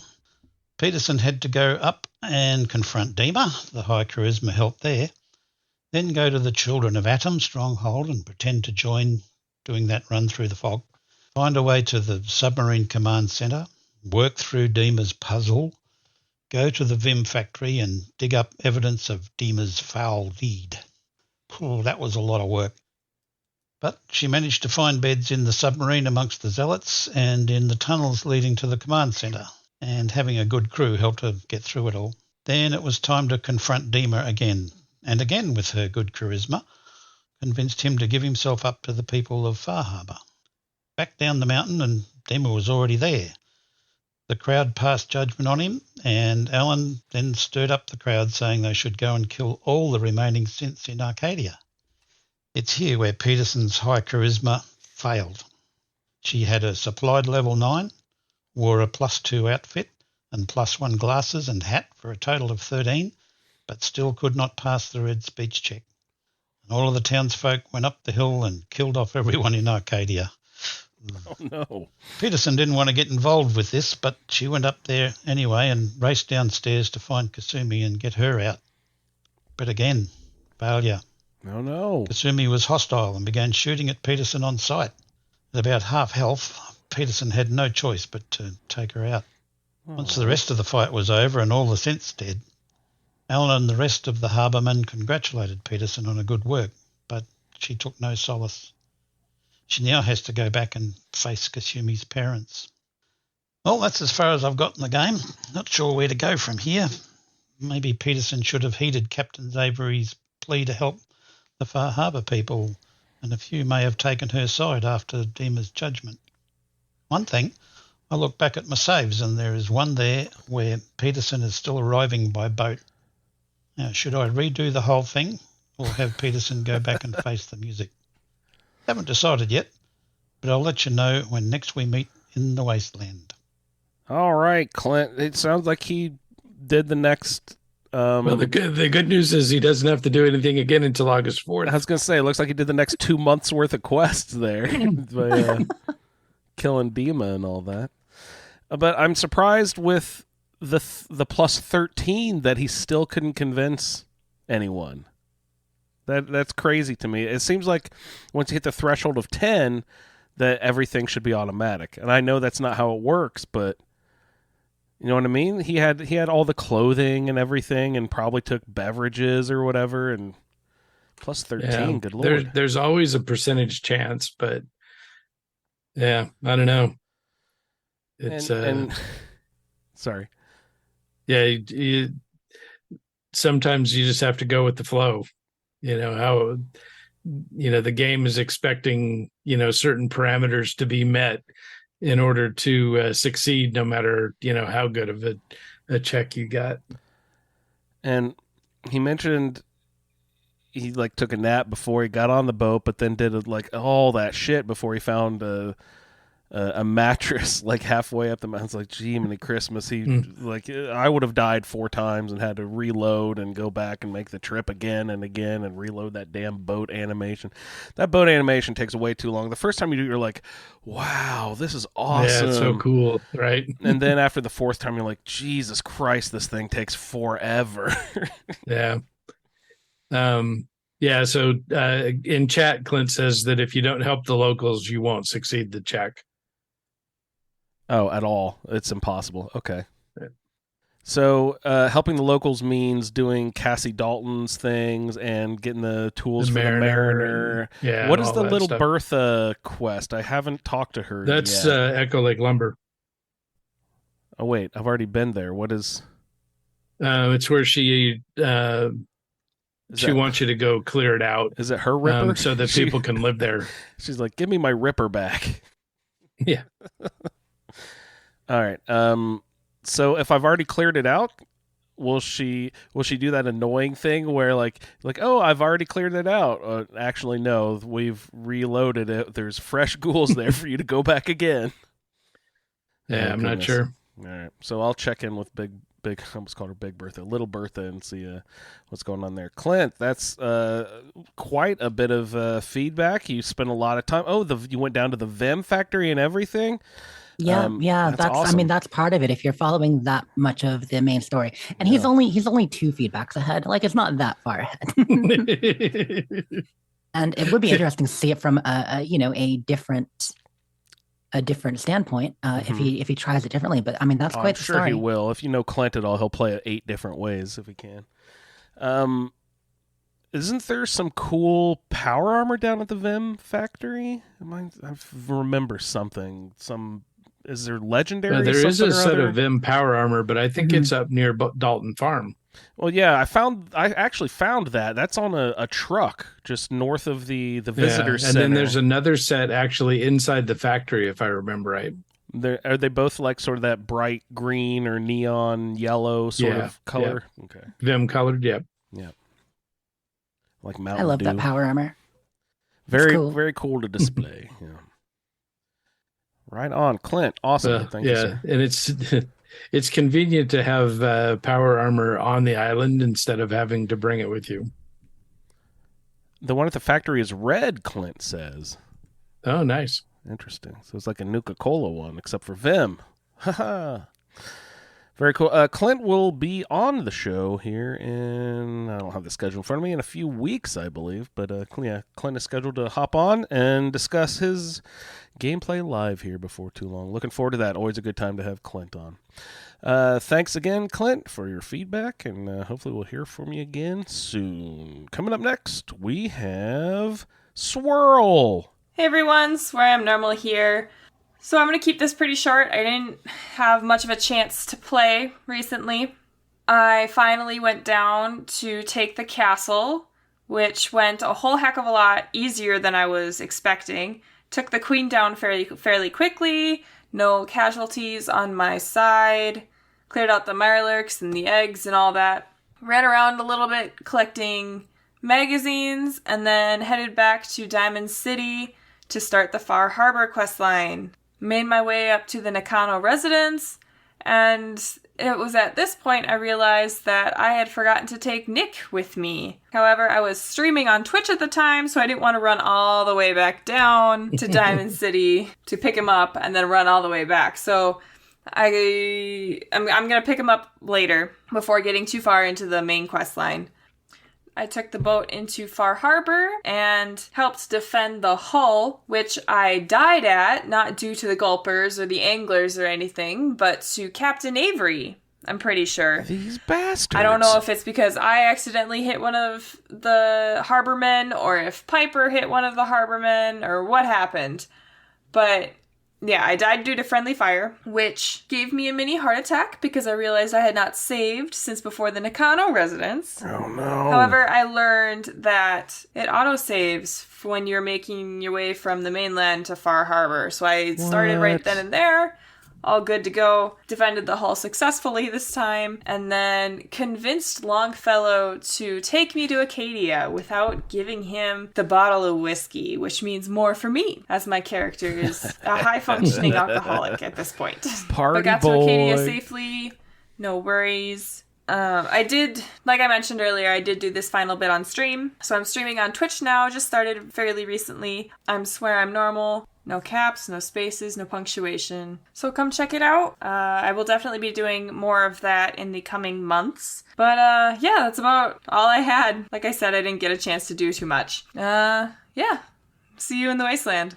Awesome. Thank you, Swirl. I'll have to look. Did she say I swear I'm normal, or just SwearImNormal on her Twitch address? Just SwearImNormal. I just followed her. I got to be follower number 3. Awesome. About section, just a gal who likes to de-stress with gaming. Perfect. Sweet. Well, I will add that to our collection in our show description, guys. If you're listening on your phone or whatever, you can just click on our episode on whatever app you're listening to. If you scroll down into the episode description, I've got a list of all of our play-along people who are streaming on Twitch. I know Jeff is doing it, and Eric, and we've got a few people there. So I'll add Swirl onto the list there. It sounds like a lot of you people are having trouble with the Harbormen. So Avery helicopter? Like, is that if you accidentally frag them somehow, then they turn on you, or is she just happen to be in the line of fire or something? Do they go That's a angry good question. at you? I don't know that I've ever been attacked by them where they turn red. Yeah. Yeah. While you have reputation with them, I don't know that it works that way unless, Yeah. you get to the point where It's you make probably certain just, choices I in mean, quests. they've certainly blown me up and knocked me off the wall into the, arms of the gulpers. The open and that mouths type of the thing. gulpers. So, it's it's a mayhem, situation. So just about anything could happen. And another question. She mentioned that there's an autosave on the boat. I don't think other people experienced that. Maybe they did, but just didn't mention it. Maybe. And it starts to make you wonder if maybe that's why I'm crashing, because it doesn't want to save, while it's loading. Who knows? And then that brings up another question. That brings up another question for me. After the Nakanos, there's no bed to save there because you're not like in their good graces. Or will they allow you to sleep there after you say, hey, I'm going to go rescue Kasumi? No. No? Okay, so... Even when you get back from Far Harbor, I They couldn't still don't sleep let in you- her bed. And not in Longfellow's either. You, like you were saying. No, you can't sleep in Yeah. Longfellow's bed until you get control of his workshop. So that means going all the way up to Acadia. So that brings up my question. You're not part of the Far Harbor faction yet, so you probably can't sleep in any of the beds. You can in rent a Far room. Harbor. That's what I did. Oh, rent the room from Mitch. I forgot about that. Okay. Yeah. So I was going to ask, where's the bed? The first bed available in Far Harbor, it's from Mitch. Okay. Yeah. So go talk to Mitch at the Last Plank? Is that the name of the bar? Yep. Something like that. All right. Sounds good. And follow SwearImNormal on Twitch, everybody. Check out her streams. Thanks so much. It's always good to hear from you, Swirl. Yeah, pro tip, don't open Twitch in the middle of a podcast playthrough. You might get your ears blasted off. If you heard me for a second there going, whoa. And you get the When I opened it audio up, come through. It was very loud. All right. Coming up next, we've got...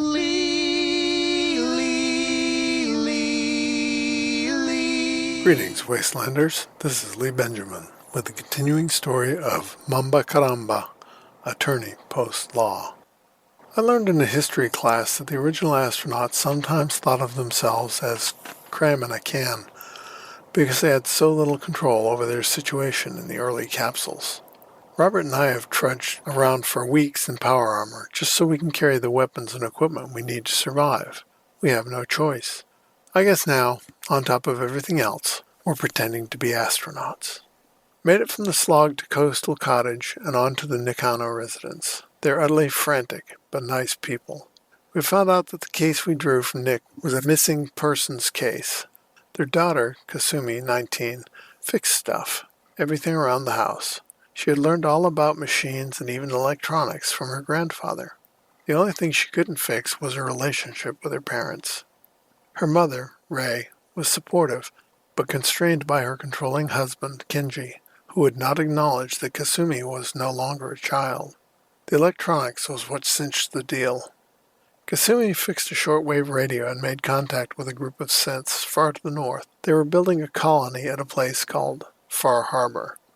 All of Kasumi's teenage doubts about her life were brought to the fore by their suggestions that she might be a synth. So without a word to her parents, she stole their second boat and went north. Angst at its finest. I told her parents that I would go to find her, but we had to restock for the trip first. Returned to the Nakano residence and took their boat to Far Harbor. We must have traveled quite a way as the trip took a while. My best guess is that Far Harbor is about halfway up the coast of Maine, above Portland and south of Bangor. I suspect it may be the current name for the town Bar Harbor. Before the war, it was a coastal resort on Mount Desert Island. At the dock, we didn't get the best greeting. I spoke with the town's leader, Captain Olympia Avery. She explained that the island had been overtaken by a radioactive fog and all manner of mutated creatures. Her companion at the dock was Alan Lee, a local hothead and arms dealer, who blamed the local variant of the Children of Adam for the radioactive fog becoming worse than ever. Captain Avery wasn't so sure. At that point, the town was attacked from the landward side, and everyone, including my little group, had to help to defend the town. It was quite the introduction. Fortunately, I was able to stay atop a wall they called the Hull, and was out of melee range. The attackers were horrific. A bit larger than a bear, and of two types, both with arms and legs they shouldn't have. Gulpers, a semi-humanoid fish, and anglers, a mutated lure fish with the added ability to spit flaming goo. After the battle, several townspeople had been killed, along with a few random travelers. Captain Avery confirmed that Kasumi had been there and had gone up to Acadia, the 7th colony, guided by a local hunter named Old Longfellow, who can be found at the bar and flophouse called the Last Plank at the end of the wharf. After getting a room and some rest, we found Old Longfellow in the bar. He definitely looked like a maniac, which is what Bostonians considered the main residents to be. He confirmed it by telling us that his worst fear was that a mainlander would get him killed going to Acadia. Despite that, he agreed to guide us to Acadia for whiskey, an odd but reasonable price. Heading out, we encountered trappers, basically raiders, who all seemed to be cut from the same cloth, kill or be killed. Longfellow mentioned hearing a crawler, whatever that horror might be. Ghouls and wolves were also along the route. We also met with a preacher from the Children of Adam who was dismayed that we were going to Acadia, as the people there had provided Far Harbor with the fog condensers that helped keep the holy fog from taking over the town. Approaching the preacher, I clumsily tripped on some broken concrete and accidentally shot her in the face with my shotgun. After that, it became a mercy killing. Soon we made it to Acadia, an old observatory. Since we handled ourselves well and didn't get him killed, Old Longfellow offered up his cabin and workbench as a base of operations on the island. We will be taking him up on that. On the way to Longfellow's cabin near Far Harbor, across a nearly exposed causeway, we passed huge whale skeletons and oversized bloated dolphin carcasses that had been washed in by the intermittent winter storms they call nor'easters. The teeth on both made me reluctant to enter the deeper water, and I hope I never have to. Once we'd set up the workshop, we headed into town to restock our supplies. On the way, I did find a shop outside the town advertising fresh lobster, but of course, it was closed. Soon we'll return to Arcadia and check in on Kasumi Nakano. Beautiful. Thank you so much, Lee. Sorry about your trip and shotgun accident. I'm sure you're very apologetic after that. Yeah. Oopsie daisy. Whoopsie. He mentioned the fog condensers. See, I think Eric or someone was asking about how you clear the fog. Just around town, one of the things you do is to help Captain Avery is one of the people on the dock, and I think you just she sent someone off to go start the fog condensers, but that person died, so you have to track them down first, and then I think just go click on them to turn the power back on or something like that. But Lee, that's awesome. Thank you, sir. Yeah, I think the quest, that's part of safe passage to get that set up. Like, she's got 3 or 4 quests there. They're talking about for Harborman rep. We were talking about that earlier. And the captain's dance is the fastest way, but there are a lot of little quests you can do for them. And I feel like, doesn't Avery point you to all of them? I'm sure she does. I like the way that Lee gave us a little bit of history in there too. we got the main history and all that stuff. Some great photos today too. Looking at that power armor in the fog condensers are so neat. Just the way they do fog in Far Harbor is different than the rest of the game. And there are mods to bring Far Harbor style fog in, and there are mods to add like fog condensers in the game. But I have used them, and it's really neat when you add a fog condenser to an existing settlement. It changes the vibe so much. It's just like instantly eerie. Can you add them to the mainland after you unlock them? With mods. With mods. Oh, without? Yeah, I don't think so. I don't think you can bring them in without. Nice. Yeah. Again, anyone following along can watch Lee during his feedback. Likes to post a few pictures on the live feed. If you join our Discord, you can follow along in the live chat all shows thread. if you'd like to go back and revisit his adventures. Lee, always appreciated, sir. Thank you for the feedback, and keep up the good work. Coming up next, we have Jeff. Jeff is in the live chat. How's it going, Jeff? Thanks for submitting, sir. Hey, Fallout Feed. Jeff, a.k.a. Still Falling 97 here, with my feedback for Norman. Norman's currently a level 34. He is a high agility, high endurance, low intelligence, low strength build.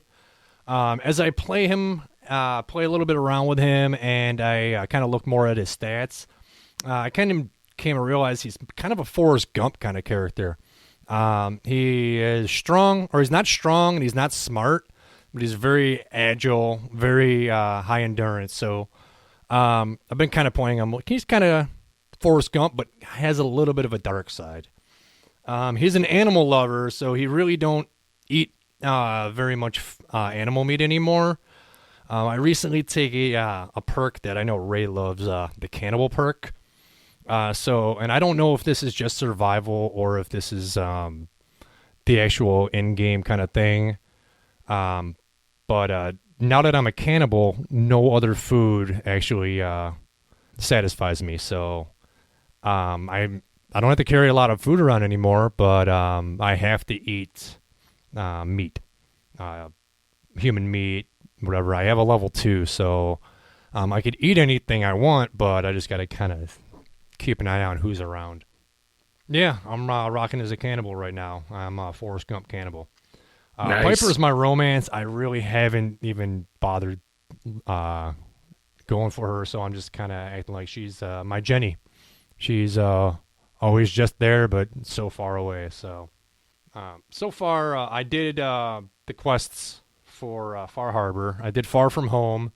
When I was around the homestead, I kept crashing a few times. I was having some real issues. I was streaming, and I crashed about 3 or 4 times. I got frustrated. Finally shut down. Tried again the next day. I had no issues. The only issue I had was when I went to go to Far Harbor, the boat was missing. You can jump in the water, and it was as if the boat was there, and you could go up to the mission marker, and you could travel, but the boat wasn't there. So I was like, is this Wonder Woman's boat? But I got the Far Harbor, talked to the people at the dock. I forgot what the woman's name was, but I do remember the asshole. His name was Alan Lee. That jumped out because there's a very famous painter named Alan Lee that does a lot of Lord of the Rings paintings, and he's an amazing. He illustrates the Lord of the Rings stuff so amazingly. So I jumped out. I'm like, yeah, that dude's not really that much of an asshole, but the guy in the game, true asshole.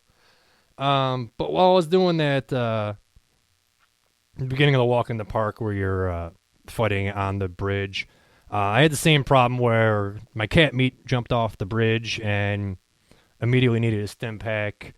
I haven't played Far Harbor since it was originally released, and I barely remember a damn thing, so my dumb ass, I'm like, all right, well, first wave is cleared. I thought the first wave was just it. So I jumped down there, stim pack cat meat, and then here come, I forget what were they, the gulpers or the second wave, whatever they were, and they just absolutely destroyed me. So that sent me back to the mainland, so I'd take the boat over, redo the conversation, all that stuff.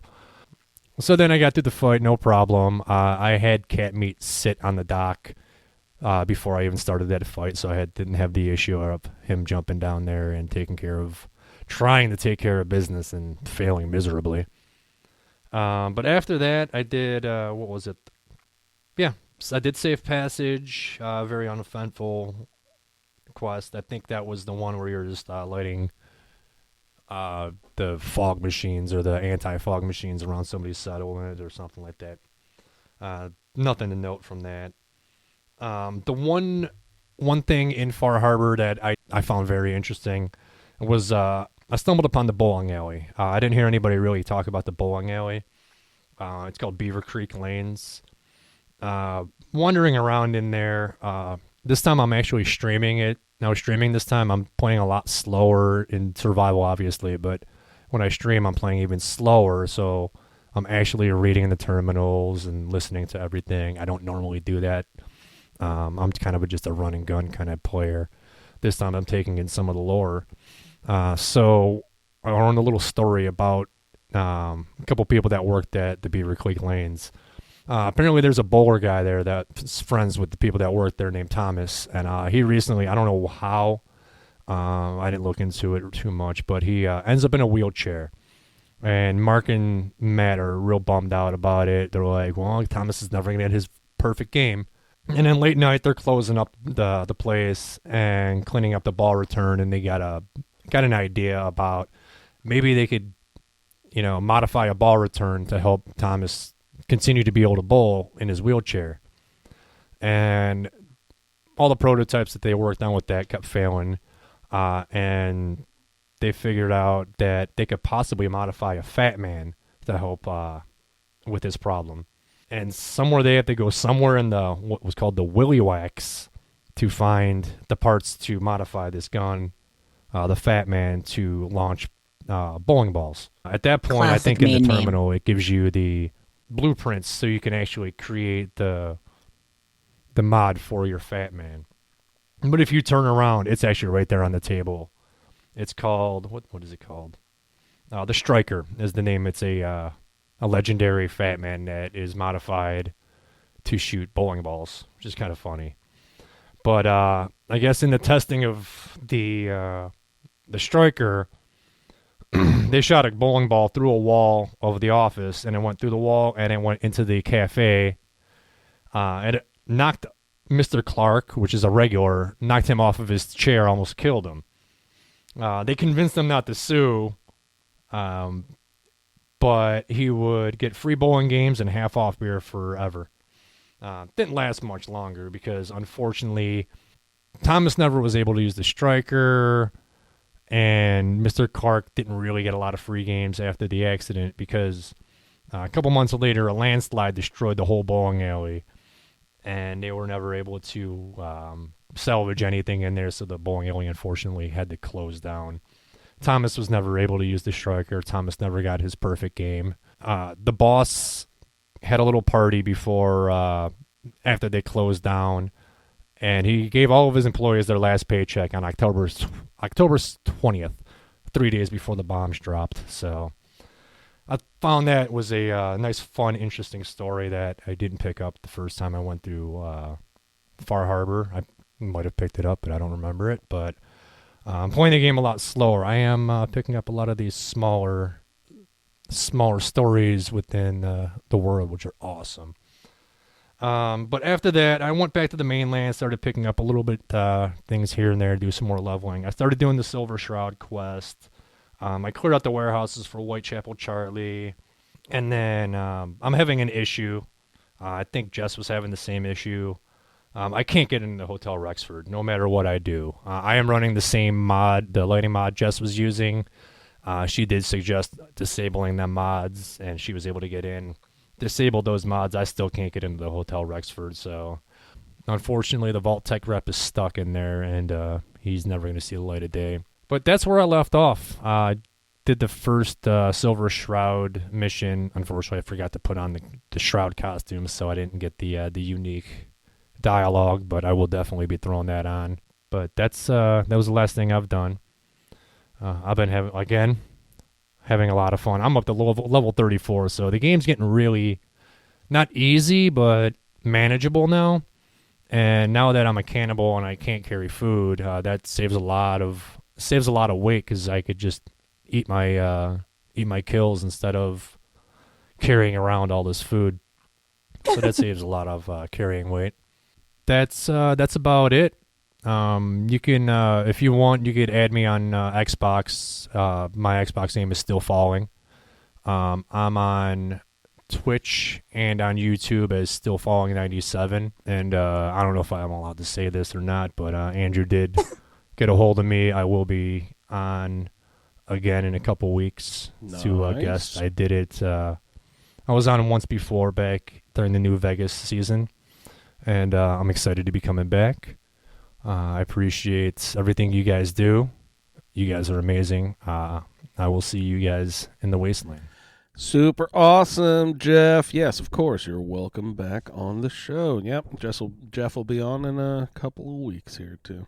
He mentioned. No, you're amazing, Jeff. You're amazing. Also, he did update us in chat. It was the ELFX mod that would let him in the Hotel Rexford. He did get in. He just, because the list on Xbox is a little bit unwieldy, he had disabled the wrong mod. But once he disabled that mod, he was able to get in to get to the Vault-Tec rep. I was just thinking about your mod stuff, Jess. Do you think it's a load order thing and you just switch around the order of stuff? I mean, I know when you're dealing with 180 mods or whatever that it gets it's only about 120. God, I was exaggerating. You're still over 100. Gee, many Christmas. That is way too many. Yeah, I don't believe it's the order. I believe it's a combination. Okay. I mean, this is nothing I've had happen before. But it's not like you got to Far Harbor every playthrough. No. I didn't realize about the legacy issues with the fact that people blame the patch seems really odd to me. Yeah. That doesn't seem right. But I mean, maybe on Xbox with it being a slightly older, outdated version and then Creation Club updates, like I am finding people on Reddit and elsewhere who are having the same issue with specifically can't even load into Far Harbor. So, well, I'm guessing. Unofficial. So, exactly. Yeah. And the cannibalism thing in survival, it's called dark craving. Ooh. And yeah, so essentially all other food has no effect on you as far as satisfying hunger and all that. The one cool thing is that you stay satisfied for twice as long as normal food. So you only have to eat every 12 game hours. So, wait. So cannibalism isn't? You said it's switch. What's it called? Dark what? Dark craving. And it's. So what that does is it switches off all your other food. And that's not a mod. That's just in the game. No, that's if you take the cannibal perk. Oh, okay. And is that actually a cheat mode for survival? I mean, not a cheat, but you know what I mean, like a way around the food system where you not get hungry except every 12 hours, like you're saying? Right. But you can only eat corpses. And now, is that just humanoid corpses like raiders and ghouls, or like can you eat animals and stuff too? No, just humanoids. And depending on what level you have, depends on what you can eat. So the first level you can only eat human corpses. Second level you can eat ghouls and super mutants. Oh, super mutants too. Nice. Yeah. And there's just the two levels. Well, as far as affecting what you can eat. Mm-hmm. And then the third level increases the amount of health regen you get from eating. Well, shit! If once I get a few extra perks, levels saved up, I might look into that. Out of context, some of the comments in chat are very disturbing. Like, listen to this: you can't eat regularly again until you eat flesh again. And then Sillior says, eating other things won't satisfy you afterward. Like, you guys, this is getting creepy. So the downside to it is that eating super mutants won't increase your carry weight. Eating rad stag. Yeah. Eating a ghoul doesn't give you radiation reduction like eating a mutant hound. So there's trade-offs to it. All right, so we're on an island. Can deer swim? Because I haven't seen a rad stag since I showed up to Far Harbor, and I was looking for them so I could get my carry weight boost that I have. Rad stag just seem to be fucking everywhere on the mainland. Yeah, they're on the island. Are they? Okay, I just haven't seen one. Yeah, yet. I think they're the aggressive ones, the ones with fangs. Oh, nice. That attack on sight. Hey, I'm okay with that. Yeah, it's better when the meat comes to you for once. Yeah, I don't gotta chase them. Cool, Jeff. Thanks so much for everything there. I like your adventures through the bowling alley. If you want to, it might be fun for you to do a Fallout Terminal Velocity for us with all those terminal entries in there. That sounded pretty fun. Yeah, I really like those bowling lanes. I remember them being cool. He talked about the Striker and all the small stories there. There's some great ones, but I think the Striker is like the ultimate ironic weapon in the game too, because he's talking about how they were made so their friend Thomas, who was a crippled veteran returning, could bowl a perfect game. But the legendary effect of the Striker is 50% chance to cripple the opponent's leg. And I would figure that it would be one of those naval cannons. What are those called? Oh, the broadsider? The broadsider. That just seems kind of... I guess the cannonball is a lot smaller than a bowling ball, though. Yeah. There is an entry about it in Fort Strong, right? Or one of the other locations in the game about shipping the Fat Man launcher up there in the first place. Like, I feel like there's a connection on the mainland, too. Oh, wow. Wow. That's cool. And I like the Willy Whacker. What do you say? What was that called? Willy Wax? Out in the Willy Wax. Yeah. The Willy Wax. That's just a kind of New Englandism, like way out in East Medibump. In the boondocks. The Willy Wax. Mm-hmm. I don't know if they use it elsewhere or not. I just know that we do up there. Very cool. All right, Jeff. Thanks, bud, for submitting. And follow him live on Twitch. Still Falling, or Still Falling 97 at most locations. Good stuff, Jeff. All right, coming up next, we've got Pip-Boy Steve. Kia ora, Steve. Kia ora, everybody. Steve here with my feedback for Zenith. So my feedback, much like your adventures that you talked about last week, were mostly prepping to go to Far Harbor. I did make a point to go and get my 10% speed legs. I remember running around quite a bit trying to find hub flowers so that I could make grape mentats to buy them. I ended up over at the castle. I know it's kind of far away from Far Harbor, but anyways, I was at the castle and I looped back by my settlements, turning off the beacons and trying to keep it simple, making sure there's everything's all prepped up for them. I'm only focusing on a few settlements, really Hangman's Alley and Egret's Tour Marinas. Those are kind of my two big ones. And keeping it simple. I'm not minding if other settlements get attacked, and which it happens, but you can't do nothing about it. Took hours to make my way back all the way around in like a big loop up to Green Top and start heading out to new territory that I hadn't been in to the northeast. So looking for Far Harbor. I did end up getting up there. I went up to the Nakano residence and I realized I needed to sleep somewhere and that the closest place was, that cottage place there. So I went and got that. And then, so I went to Far Harbor and I just did the intro quest up to went up to Arcadia. And then I did end up going back to the Commonwealth because I didn't want to get too far ahead. I am playing a lot, and despite setbacks, I am progressing quite quickly. I'm in my 50s now.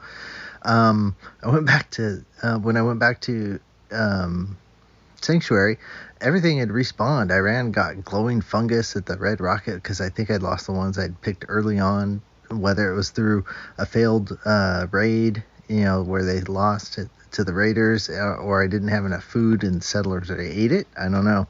Maybe early on, I wasn't making antibiotics at that time when I first picked it, so.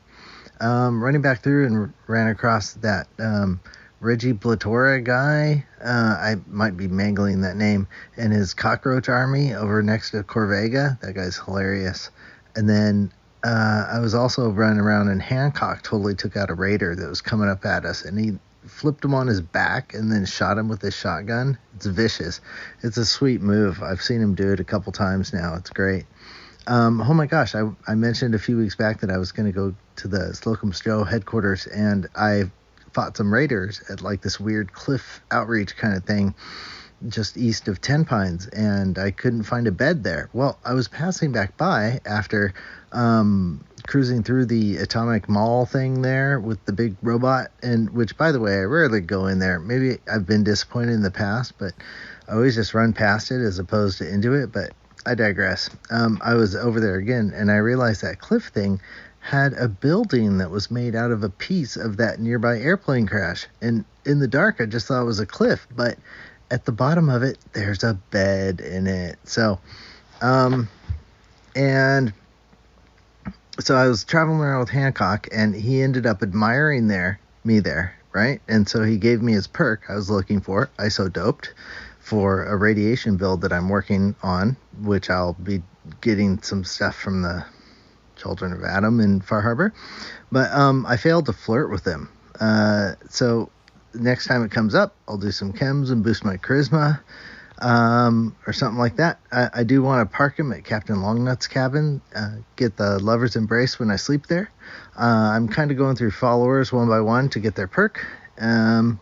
Do you guys really stick with one follower? I've been like kind of going through them. I did romance McCready already. He's at Hangman's Alley. Garvey too. I romanced him. He's a sanctuary.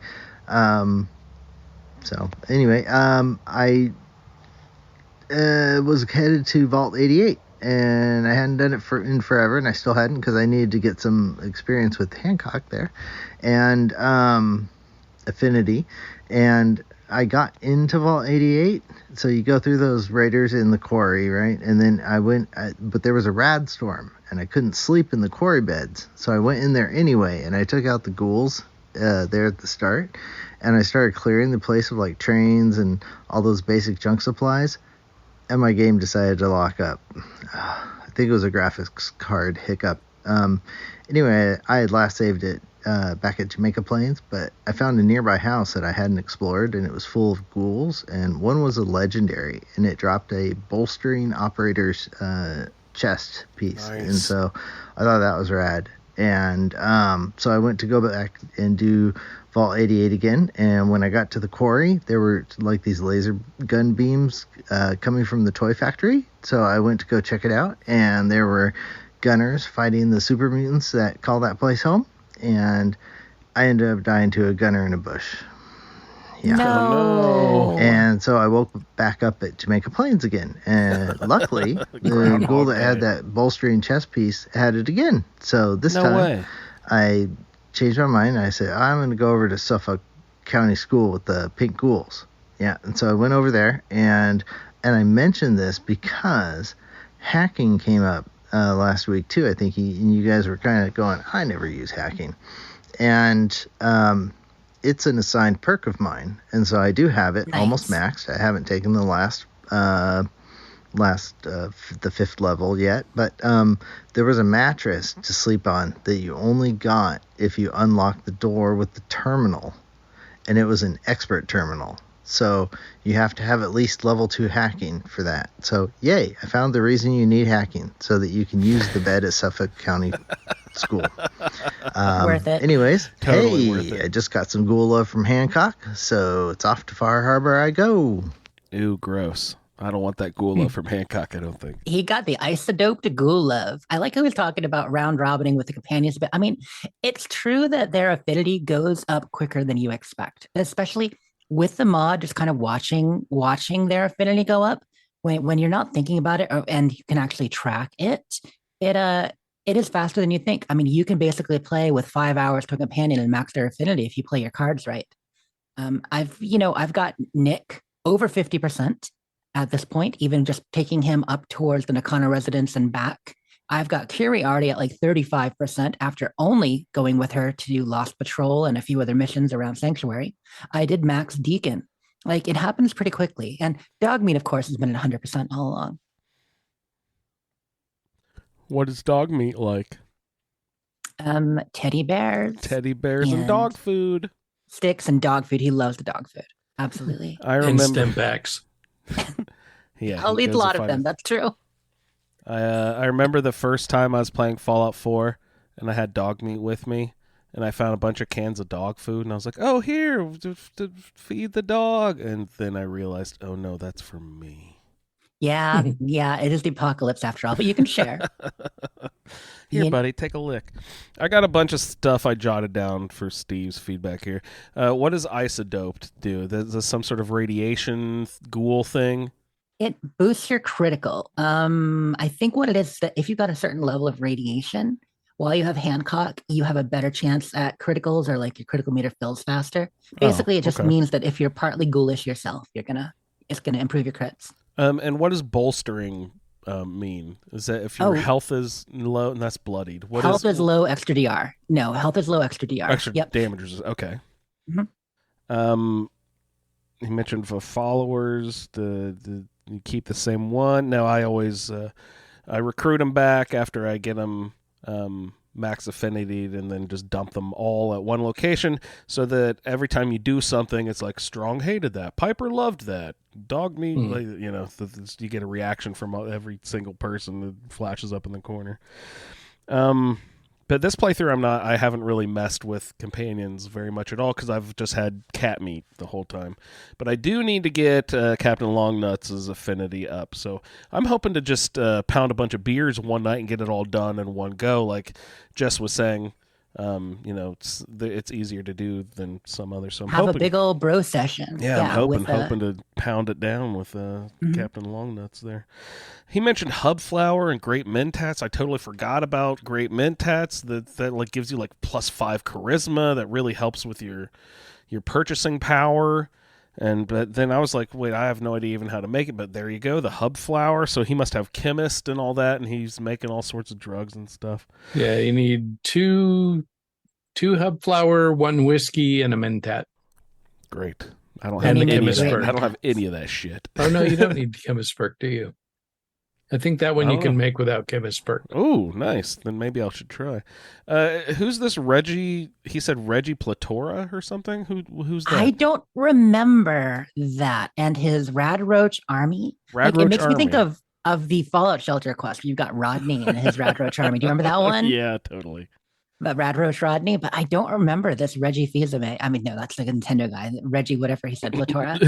That's what I wrote down, but I have no idea what, because he's like, well, I think I may have butchered that. So I have no idea what the actual name is. But that did not ring a bell for me either, Steve. And he mentioned part of an airplane on the cliff. I was like, oh, is that the same plane thing that Bob was talking about with the T-shirts and the luggage and stuff? Is that all the same location? I don't think so. I mean, the one Bob's talking about is the Crashed Horizon flight that's kind of in the middle north of the map. I think he's talking about a different one. I do have to say, Steve, the whole Groundhog Day aspect of trying different things over and over and getting legendaries, that is one of the worst parts about having to reload. I don't mind losing progress, and I mean, I do, but not as much, having to reload and redo things. But when you get a really sweet legendary item, and then you lose it because you died and you didn't have a chance to save, that hurts a little. See, if I find that legendary item, I'm running my ass back to Jamaica Plain and sleeping again just to save have a save point with it. But then that makes me question, how does the randomization of legendary items work? If he got the same thing twice in a row, it must have had that established when he entered the cell, so it would have it every time? I don't even know. Like, did he just get lucky that it happened again, or is that now when he walks near that legendary person the first time, it establishes, oh, you now have, this will be the legendary item every time you kill this person? Or did he just get lucky? I'm not sure exactly how that it works. A lot of it depends on where you're at too, and if I don't remember I don't know how far away he was. Yeah. Because if he was in the same cell, then it would not have respawned to something new. Yeah. Because I know when I was doing it at Revere Station, that each time I walked through the door, it produced a new and different one, but there was a load screen. Yeah, because that was you were entering a new cell. Yeah. Interesting. Still trying to figure out all the mechanics of all this stuff. A quick note from Clint, who has met Reggie. Clint says he lives in a wrecked building beside the Corvega plant and will open up on you as you go past. He has lots of rad roach pets. That's starting to ring a bell now. I mean, I remember a bunch of rad roaches running at you in a place, but yeah, this whole named Reggie thing, I'm not sure. That's awesome. I'll have to go remember to check that out. Cool. All right, Pip-Boy Steve, thanks for all of your hard work for us on the character generator. Everyone owes Steve a debt of gratitude for your character that you're playing right now. So thanks again, Steve. Steve will be on the show here in a couple weeks, too. No, next week, I think, Steve's coming on. All right, the last feedback we have for the night is Katherine. Hey, Katherine. Hi, Fallout Feed. It's Katherine here. This might be a little bit of a longer feedback, and I'm sorry, but I did have to restart my character, so I'm going to kind of go through a little bit of what I did this time. Yep. The freezing and crashing just got really, really bad around areas that weren't even anywhere near Boston, so I just got a little frustrated with it and thought it might be best at this point to just clean slate and change up some of my mods, because I think I just had too much load on my system. So this time I went with, everything was the same as last time except for I took out Tales of the Commonwealth, I took out Sim Settlements, I added in optimized vanilla textures, Faded Glory soundtrack overhaul, which meshes really well with the original soundtrack that they keep in there. That. It just kind of adds some extra stuff that you haven't heard before. Boston, less enemies, herbs unlocked, which allows for you to plant brain fungus and glowing fungus and some other stuff into your settlements. And then dynamic flora harvesting, which just changes the amount that you get from flora based on the size of the plant and the location where you're harvesting from. Backpacks of the Commonwealth, which I had before, but used it again because I actually really like it. And then Wasteland Imports, which I absolutely love, and I totally recommend. It added so many new things, magazines, drugs, things like that. Things that I had never played with before because I haven't played the original games, or I've actually never played New Vegas, and that had a lot of New Vegas stuff in it. And then I also am using another green mod, which seems to be much more performance-centered, and then I'm using that with an Ivy mod called Indubitable Ivy. So far, no crashing or freezing, and I'm also glad that I restarted because this time I found myself a 10mm explosive pistol, and I believe Andrew said something in I love either one of the past episodes or on one of the like the Facebook group or the Discord about taking Demolition Expert. So I've been, after I got my assigned perks once again, I took Demolition Expert, and the damage that I'm putting out with this pistol is just insane. I don't even use anything else, and I have Kellogg's pistol and Righteous Authority, but I love this 10mm. Oh, it's amazing, isn't it? So I've gotten through the main quest to the glowing sea part. I am definitely not ready for that. I think at the point that I'm recording this, I'm level 25. And then I did join the Brotherhood of Steel, and I've got that to the point that's just after clearing Fort Strong. On the way to Far Harbor, I think I left the Cabot House and then headed straight up to Far Harbor. So some locations that I discovered that I was not, in fact, strong enough yet for, kind of made a fool of myself at, were I think it's the Kingsport Lighthouse, or whatever that lighthouse is on the way up there. Children of Adam absolutely just, wrecked me right there. The Salem thing with the Mirelurks, I don't remember what the location is called, but you help Barry get the turrets back up and going. Yep. I was able to get into Salem thinking that I was going to complete that quest, and then I came back out of his bunker to turn on his turrets, and I just kept getting wrecked to the point where I had to reload an old save because I couldn't even get my followers out because they kept getting into combat, and I couldn't leave that location without dying. So, actually, anything in Salem was just too strong for me yet. I found a Yaogwai that just about kept killing me. I finally got him, though. There was a Deathclaw hanging out, south of Salem, which he killed me one time. So yeah, that was not a fun trip, but there were a couple locations that I didn't think I was strong enough, but I tried anyway, and I ended up clearing them. One of which was the Revere Satellite Array, which, cool. And I really think the only reason I cleared this was because a Brotherhood vertibird came down, and then all of a sudden a bunch of these albino radstags showed up, and it was just a big, pew-pew party. So that was pretty fun. I think the location is called Gibson Pier or Gibson something. That one had a bunch of glowing Mirelurks, and that was like my first in the game, like real Mirelurk-centric location that I had visited, so they were a pain in the butt to deal with, but after a couple deaths, I ended up doing that. And then Hubris Comics, I have been trying to stay away from glowing ones too, because I didn't think I was strong enough to take them out, but turns out that I did that, and I also went to Good Neighbor, kind of started that quest, but I didn't have enough time this week to kind of get that going before heading to Far Harbor.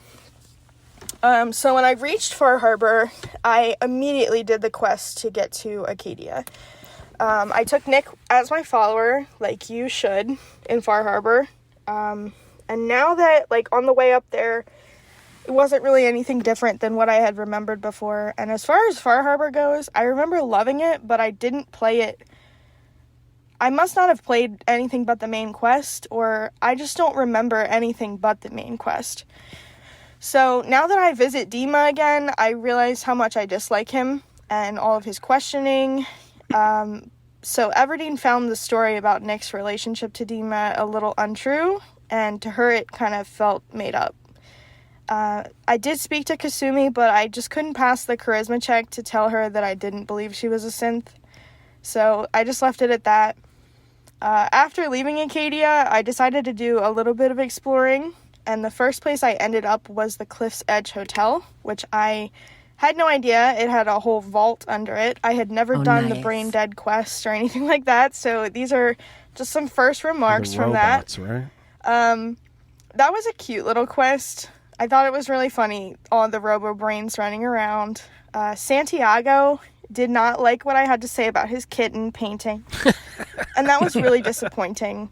I had passed 2 charisma checks. I mean, at this point, I think I have local leader. My charisma is 6 then, so I'm not passing a lot of charisma checks, but, I mean, it's enough. So I passed both of the original painting ones that he asked me, and then we got to the kitten, and he was just disappointed with what I had to say. I told him it was cute. He did not like that, so I didn't get any information out of him. And the fact that Ezra killed Julianne Riggs really had me surprised. Spoiler I was alert. going over there to accuse Julianne of killing Ezra, and all of a sudden Ezra starts speaking to you. It was crazy. And he was pretty hard. It was a tough fight, but I ended up killing him in the end. I just feel really awful for poor Bert, because, you know, Ezra killed his wife. And I tried to go back to talk to him, and he really just didn't have much to say. I wanted to see, you know, if there was any dialogue that had to do with his wife dying, and he didn't have anything to say to me, which I don't know whether that was a bug or whether he was supposed to say something. I'm also going to just say this now. Did I accidentally just do the dirty with a robot? Because I need to know. Yeah. Gilda just kept kind of flirting with me during the investigation. And I kept passing these speech checks, which, like I said, my charisma is slow, so I haven't been passing a lot of speech checks, or I just have been getting really unlucky. So the fact that I just kept passing these over and over again was kind of funny. And I was thinking, like, oh, you know, if I keep passing these checks, she's just going to tell me some, like, juicy murder details. So I ended up getting a lot more than I bargained for. And I feel like at this point, Everdeen might need to go get a tetanus shot because... yeah, I don't know how I feel about that, but, yeah, we spent the night together, and, you know, that was that. And then I left the Cliff's Edge Hotel, and I set up the Longfellow's house. That's my first settlement there, and that is where I think I'm going to leave it. So I will see you all in the wasteland. Thanks. Have a good night. Bye. Did the dirty with a robot, you guys. Yeah, that's quite the story. I'm glad she stumbled upon that, and not having seen it before, or at least remembering it. That whole murder mystery vault situation and that vault itself is such a cool location. Yeah. That's really fun. I just vaguely once you get past the unpleasantness of all the ghouls in the, you know, it's hard to get in there. Hotel upstairs. It's it's a lot of fun. A lot of great characters. Kitten paintings.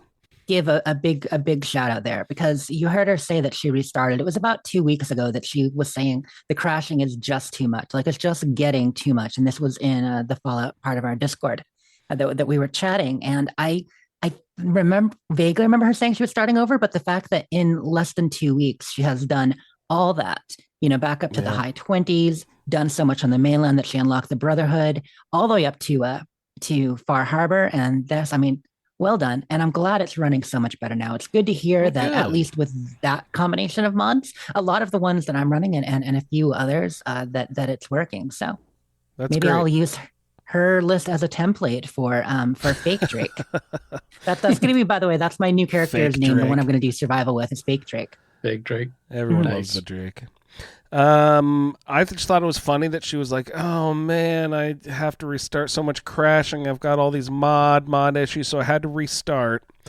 And here's my new mod list. And she listed another like 30 mods. I'm just like, you're asking for trouble again, girl. They were all good choices though. Like, you know what I mean? Like a lot of them were there to optimize and to make things better, things to help. I mean, some mods really do help. She started, talking about some others. I'm like, oh, well, maybe that's a bit much, but really Tales from the Commonwealth and Sim Settlements. I mean, that is a lot of load on your system whenever you're near settlements and other locations where it's adding things.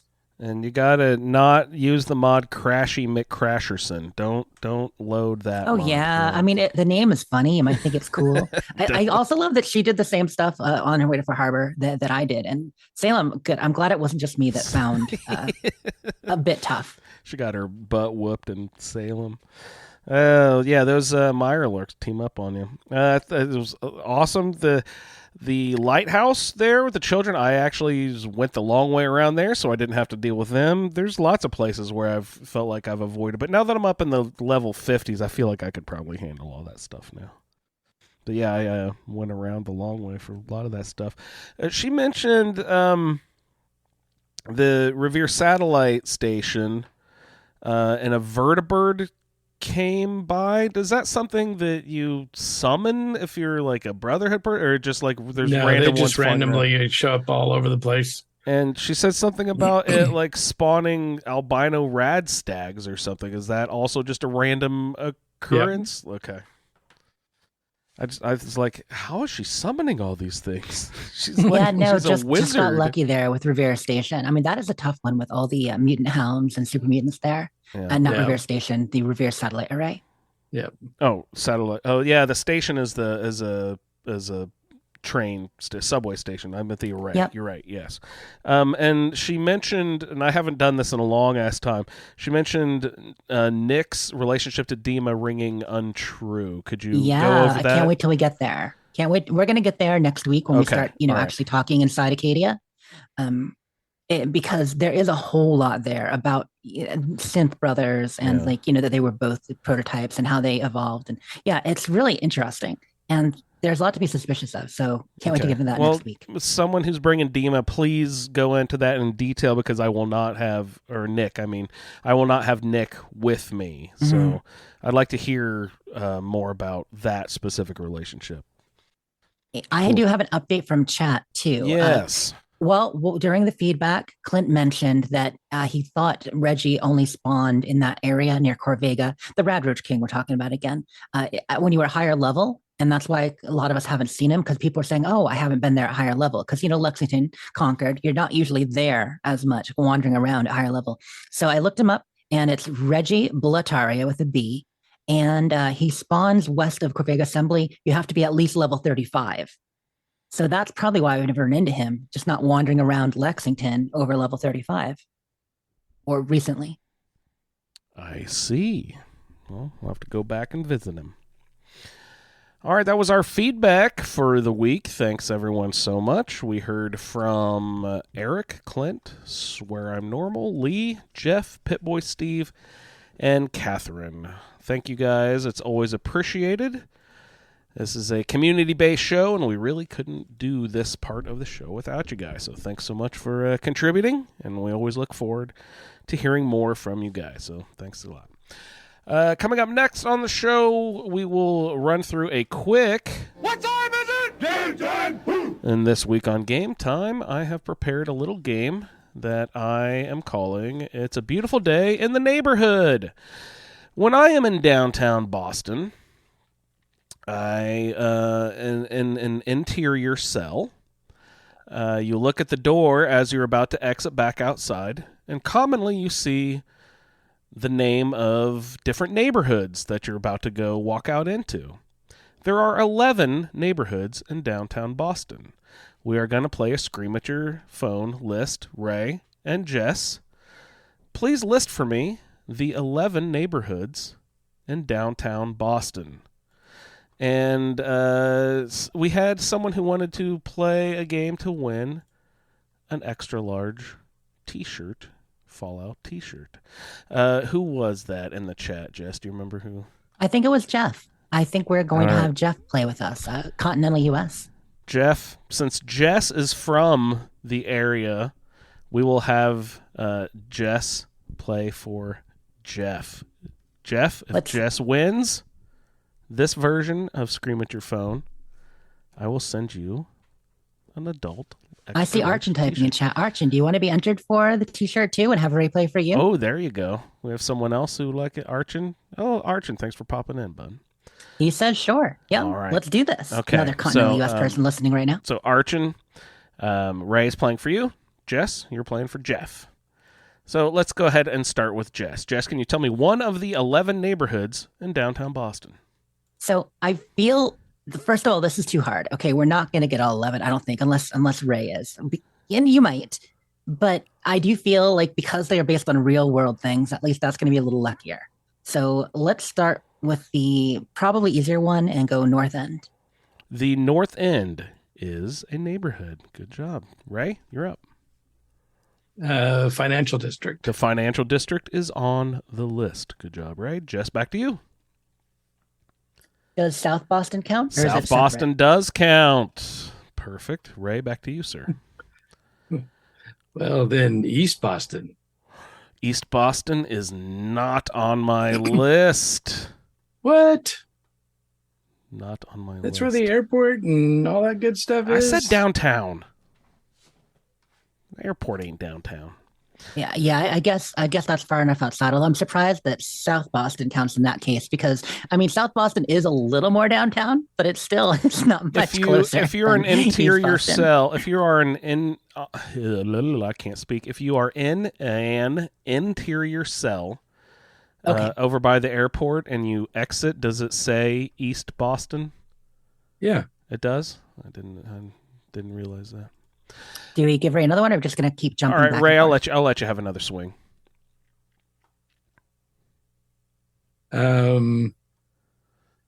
Okay, now I'm gun shy. The Harbor. Boston Harbor is on the list. Good job, Ray. Jess, back to you. Don't be gun shy, Ray. Be gun happy. The Common is on there. Boston Common. Absolutely. Ray, back to you, sir. Back Bay. The Back Bay is on the list. Good pull, Ray. Jess, do you have any more? That's a great one. I'm ashamed I didn't write that down on my list yet. Let's go with the Fens. I'm pretty sure you're in the Fens outside Diamond City. The Fens is right there. Good job. What is that a reference to? Wait, so Fenway Park? The airport isn't Boston, but Diamond City is. Yeah, Diamond City is right in town. I've been robbed. It's on Lansdowne. By Lansdowne, I mean it's part of actual Boston. Like if you're actually there visiting to go to Fenway Park, it's right in the city. But yeah, no, I hear you. He should have get East Boston. I'm not saying you weren't robbed. Back to you, Ray. Oh crap. We got 1, 2, 3, 4 more that you haven't. You guys have done pretty well so far. What's the ritzy neighborhood? Beacon Hill. Beacon Hill. Good pull. Gee whiz, you guys are good at this. Jess, you're up. That's a great one, and that was the last one I had pre-written. So I'm starting to.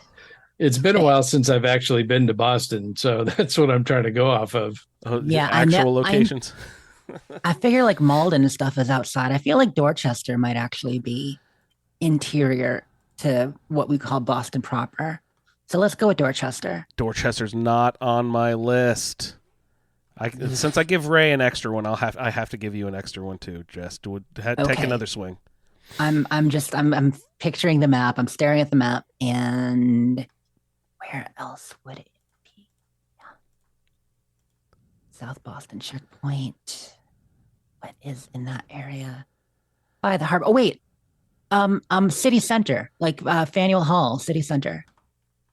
Not on my list. Ray for the win. Archon for a t-shirt. Close it out, Ray. Give me a good answer.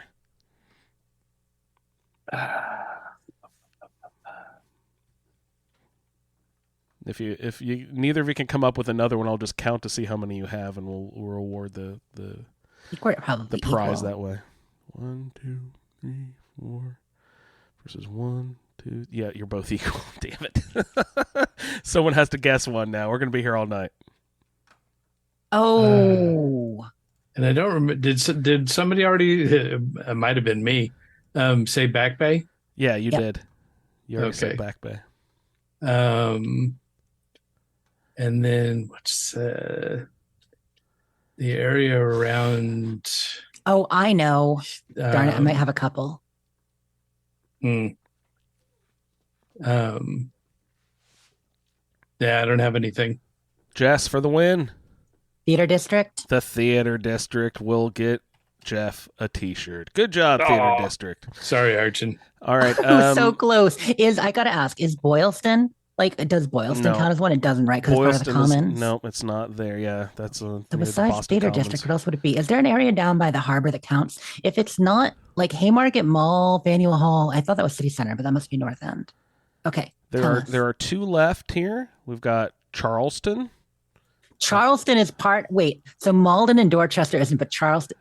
I'm with you, Ray. We were robbed. Yeah, and the last one, the Esplanade. The Esplanade.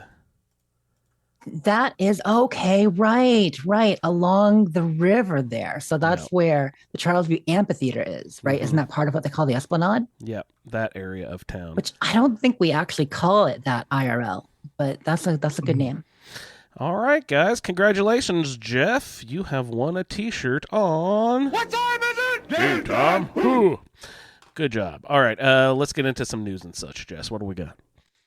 Well, we're going to keep it simple because the first line I put in Iguana Bits, no news is good news. Actually, it isn't news at all. So, yeah, we're here living in the world of limbo. When is next season? What's happening? You've got a lot of people out there assuming the next season starts next week, which makes sense. We know it's on the community calendar for June. I was predicting it would be either June 6th or June 13th, and I was leaning towards the 6th, which we're past that. Yeah, that was last week. So maybe the 13th, but if there was no Inside the Vault on Thursday or Friday of this week, the only way it could possibly be Tuesday is if we get a same-day patch notes update, all that, which I think they've only done once before. It's not a common thing. They almost always talk about things ahead. And yes, it's in the PTS. Yes, they've talked about a little bit about the upcoming update, but they haven't talked about the next season yet. So I don't see them launching all of that on us. So yeah, I guess where I'm at is we just don't know when the next season starts. But of course, you're probably very happy if it gets put off for a while. Q1 2024 for the next season. Wouldn't it be just great if they pushed it off for 6 months? That's not happening. I mean, next season. Let us get a nice, Fallout 4 survival mode roundtable in, and then lots of good Starfield time and everything, right? Come on. Yeah, next season is season 13, as y'all know. If I was going to look at it, I believe the name is going to be Shoot for the Stars. So we know the next update is the Once in a Blue Moon update. The season itself is called Shoot for the Stars, which you might think is alien related. But from the data mines, what we've seen is it's actually going to be like old Hollywood theater related, possibly. Okay. Or movie star related. All that could be neat. So, look at that data mines. Also, for those of you keeping track at home, this is officially patch or update 44 for the game. We have had 44 major enough updates to the game. It does include some large QOL ones, but that's a lot. That is a ton. Well, we've now been playing 76 longer than 4. You know what I mean? Mm-hmm. If you count the time from when 4 was released until 76 was released, then we started playing 76. 76 has been out longer than that time period, right? Yeah, did I between the describe two, that sure. correctly? 2015 to 18 is 3 years, and we're at 4.5 years 4.5 of years. 76 Yeah, already. yeah. So we've been playing 76 longer now, even. But there are some beautiful, beautiful weapons and stuff in the data mines for next season. We've got like golden power armor skins. Ooh. We've got some pretty cool. Wait, is that a Gojira costume, Andrew? What? Nuh-uh. I think I'm seeing this. Looks kind of like a Godzilla outfit. No way. Are you on a data mine site? Yeah, I Holy am, and I shit. should get you a link right now, shouldn't I? Mo is going to lose his shit, man. Might be a little more creature from the Black Lagoon, but it's very giant lizard looking. It doesn't matter. He loves all giant lizards. Dinosaurs, Godzillas, whatever you got.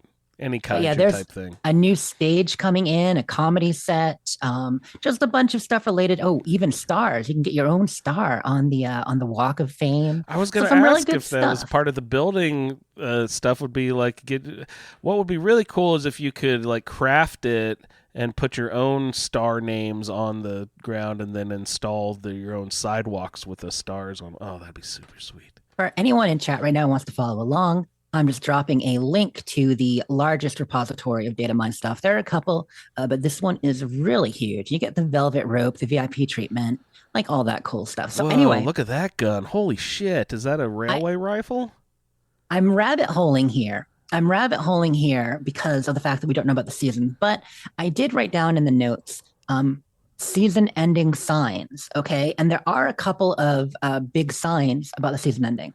So, of course, first of all, we have the calendar, that has it marked in June, and you would assume first half. So soon, if not this Tuesday, then the week after. But the second and possibly larger sign is that Bethesda has a little bit on Twitter and then primarily in their Discord been running a caption contest. It was a 5-week-long caption contest, and each week, you guys may have seen this on Twitter if you're there. I know a lot of people don't check the Bethesda Discord. But they've been putting out a movie poster, and they're like, caption this, with a kind of a cool old style movie poster. A lot of them being kind of horror, gothic horror or similar such things, which feeds into next season, right? If it's going to be kind of Hollywood and movie themed. But there were 5 weeks, and the 5th week just ended. Okay, so assuming the community managers are planning ahead for how long the contest is going to go, we just had week 5 of the caption contest, and they said done. This is the last week. So if the season's not next week, it has to be. In order for it to make sense, and hopefully it does, it would have to be by the week after. Well, so that's my story, and I'm sticking to it. We can always hope. Also pictured in this data mine is some lucha libre, like the Mexican Wrestling League, those masks, those awesome ornate wrestling masks. Oh, that's cool. Mm-hmm. That's really neat. Yeah, it's cool stuff. We were talking on stream last night. So last night was, of course, everything camp, going through camps. And I was hanging out with Mr. Church and Vapid Valentine, some awesome builders. And we got to see a ton of camps. It was my longest camp stream yet. We did, guys, I did 4 hours Wednesday night. I did 4 hours last night. Oh, my God. It's too much. I'm a little talked out because then we had the big Starfield pre-stream today too, which I did earlier this afternoon. And then I make you do a 3-hour podcast. Gee whiz. But we were talking during that about, there we go, talking too much. I'm losing my thread. Season, right, about the state of the game and what brings people back and how the Atom Shop and Season Boards, like really with the other studios helping, the Atom Shop has just been killing it this year and really since last fall, since Nuka World on Tour launched. Just great items on the Atom Shop, but also on the season scoreboard, from random quests and all that. And it does give people a reason to keep playing, in addition to the next update coming and what we're getting for new quests, new cryptids, all that is great. But at the same time, especially for listeners who might be playing on the older PlayStation, we talk about some of the crashing that can happen on older Xboxes. A 76 on the older PlayStations is turning into a slideshow at major events. And this isn't good. And it's been like that since Nuka World on Tour. So Church did a video and he shared with me some of what he saw. Like if you try to fight the Beaver Titan, at Nuka World, you launched a nuke, you get the Beaver Titan popping up, and you're doing that fight. it drops to maybe 10 to 12 frames per second. Like it's playable. Oh no. But it's very laggy, very slideshow, and they get that at a lot of events now on the older PlayStation, older Xbox, not quite as bad. But you remember how it was for you, even a year ago on your old Xbox, right? Yeah. Getting laggier, and I'm hearing it's happening more and more. So I do hope that as they keep adding this stuff, they pay attention to what needs done to optimize the game again for systems. Yeah, definitely. That sucks. No fun. Oh, I just saw the fish man, the gill man. Yeah, you see what I'm talking about there? Yeah, that's really cool too. It's maybe not as good as Godzilla as I thought originally, but no, cool. That's definitely neat looking. That's neat. I like that. So also in other news, it's not Fallout related, but as I said, no news is no news. We don't have anything Fallout related really yet. Hopefully we get some cool stuff at the Xbox Showcase. But what did happen yesterday was Summer Games Fest. We are in the middle of the season of all the big announcements and presentations. Mm-hmm. Summer Game Fest, there's not a whole lot to go over for us necessarily. But one thing that struck me is there are more games releasing around August, September than I expected, and a lot of RPGs. So all of us RPG gamers are eating good. I know, actually, I think, Ray, do you have any interest in Baldur's Gate 3? Like, did you look into that at all? Were you thinking about playing it? I haven't looked at it. It's so people know Baldur's Gate is a long-running RPG franchise, and Baldur's Gate 3 has been being worked on by Larian for several years. Larian did the Divinity series. Really great devs. They do kind of more classic RPG style, a little bit isometric, very computer RPG. And Baldur's Gate 3 is kind of a cross between the two, a little bit more modernized than your classic isometric, but great story. It's been in early access for a while. That is coming out at the end of August. So we've got a huge RPG end of August, and then we've got Starfield coming in September. But we've also got Eliza P., the cool-looking Pinocchio game, coming out in September. We've got Witchfire, which is a really neat RPG, again, where your character is, I think, a witch hunter, possibly, called Witchfire. It's like a mix of, it's got like kind of a steampunk technology mixed with mystical spell casting stuff. Really kind of cool vibe, and that comes out in early access in September. Just a lot. But here's the coolest thing for some of our friends watching, because I know we got a lot of fans.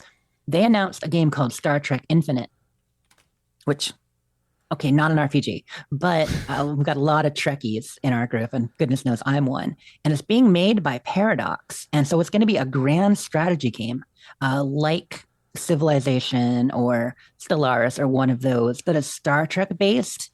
And I don't know that I've been more excited for a game other than Starfield being announced in the last couple of years. I mean, that just sounds, for Star Trek fans, that's going to be like way cooler than usually we get, okay Star Trek games. And Infinite sounds really awesome.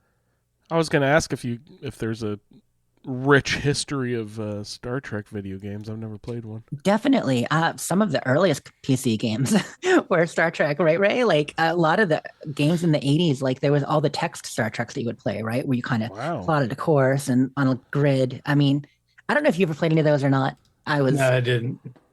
Big into that. Did you watch Star Trek 2, Ray? Was that one of your shows you used to watch? I mean, I've watched a fair amount of it. Of course, the original series when it was on TV. Next Generation. Watched that with the family a lot. Mm-hmm. But then kind of fizzled out. Hey, Jess, were there Doctor Who video games? Okay, so that's a sad story. It's funny in chat. Lee says there's a rich history of crappy Star Trek games, but there are a few good ones. In my opinion, there are a number of good Star Trek video games, but when it comes to the Doctor Who video games, not the best. We've got some decent adventure games that came out in the last decade, worked on by what's his name, Cecil something, who created the Broken Sword series. Those were okay. They were fun. There were two recent games. There was a mobile one and one came out on Xbox that's good but buggy. Mm-hmm. I did buy the one on Xbox. I haven't actually played it yet, just because I've been waiting. I haven't gotten around to it. So yeah, Doctor Who, not so much. For Star Trek, though, Star Trek Online is actually a really fun MMO. I enjoyed it. Neat. I'm trying to think. Like, what was the like Starfleet Academy was good back in the '90s. Starfleet, Star Command, Star Trek Armada. Like, there are some fun ones, but yeah, I would say that if you were to look it up, it'd probably be like 40 or 50 Star Trek games Oh over my the years. lord! Yeah, rich history. Goodness. And did you mention Larian? Larian Studios. Yeah. What? Do you recognize the name? I love Larian. Larry and Daryl. Hi, I'm Larry. This is my brother Daryl. That's my other brother Daryl. Boom. Oh my God. Yeah. InsultBot is proud of that one. Well done. Oh, you got to be an old person to understand that joke, kids. All right. Do we got any more iguana bits? I think we need to roll into the shouts. Who we got this week? Let's shout them. So, one shout that happened just pre-show earlier today. Mr. Rand, aka Randy, said, "I'm not gonna hit Scorecation." I think also thinking the season will be over on Tuesday, but we don't know for sure. Mm-hmm. And then he said right before the show started, 4 hours later, Jess. He said my name 3 times. I'm going to make it. So congrats to Scorecation, or almost Scorecation, to Randy. Scorecation! Congrats, Randy. All right, you guys. Do we have any other topics we would like to discuss tonight? Oh, he just chimed in chat. Yeehaw. He did. He made it. So good job. Well deserved. What quest are we playing for next week? We might as well tip those off. I forget what they're called. It is called, I had it up earlier. I'm suddenly forgetting. Is it Where You Belong. Where You Belong. Just one quest for next week? So that means it's a really long one, probably. It's a bigger quest from Kasumi. And I mean, it's the kind of thing that the reason why I just did the one is because you're going to do other things around it. You know, you're getting in good with your faction and for Harbor. You're exploring, you're fighting Shipbreaker, you're, you know, discovering the Red Death. But yeah, can't best wait. I've forgotten. This is the one for Kasumi. Oh, Where You Belong. If you guys don't remember the Red Death, I can't wait for you to meet the monster. You're going to crap your pants when you see this guy. It'll destroy you. All right, that was a really fun show. Thanks again to all our feedback folks, Eric and Clint, Swirl, Katherine, Pip-Boy Steve, Jeff, and Lee. Thank you guys so much. Ray can be found over there on the Twitters at RayLB. Also, please check out his No Man's Sky show.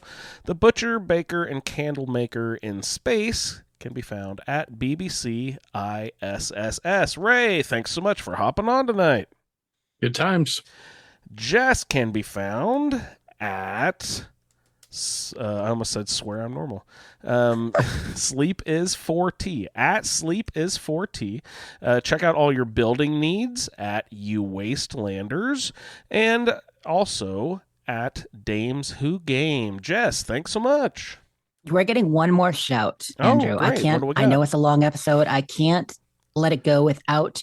I referenced the Starfield stream we did earlier today, which was kind of a preview show with some trivia, just talking about what we know about Starfield, some hype. It was for charity for St. Jude's, raised over $2,000. Wow. Just a really fun stream, very hype. Some great trivia in there. We talked less Starfield than I expected at first, but as the stream went on, we got there more and more. But it was just exciting and fun. However, the real shout is for our amazing community and listeners, because we did a little fan video as part of, like, you know, the kind of the faces of the fans for Starfield, and a bunch of creators put out a call for vids. We only gave them a day and a half, 2 days. Okay, so we didn't get that many, but we got so many from our friends and listeners. So good job, guys. I just wanted to shout out. We got my friend Shreds. We got Will in there. We got Sulior. We got Lee Benjamin.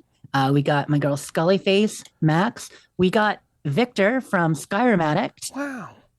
And then a few other people I don't know, Jonas, Jake, and a few other people. But yeah, thank you guys for sending that in. It was a fantastic way to start the stream. And just hearing from people, we could only allow short clips, so it was only 20, 30 seconds. But just, you know, why they're excited for Starfield, who they are, and it really kind of elevated the stream. So thanks, you guys, for coming through for us with feedback, as always. That's that awesome, guys. Here's your shout. Scorecation! Good job. Find Jess over there at Sleep is 4T. Again, Jess, thanks so much. Thank you. I can be found at Indie Android. The show is at the Fallout Feed. I'd like to thank everyone for downloading this edition of the Fallout Feed, and we will see you in the Wasteland. Thank you for downloading this episode of the Fallout Feed Roundtable. If you are interested in doing a play-along character with us, the show can be contacted by emailing falloutroundtable@gmail.com.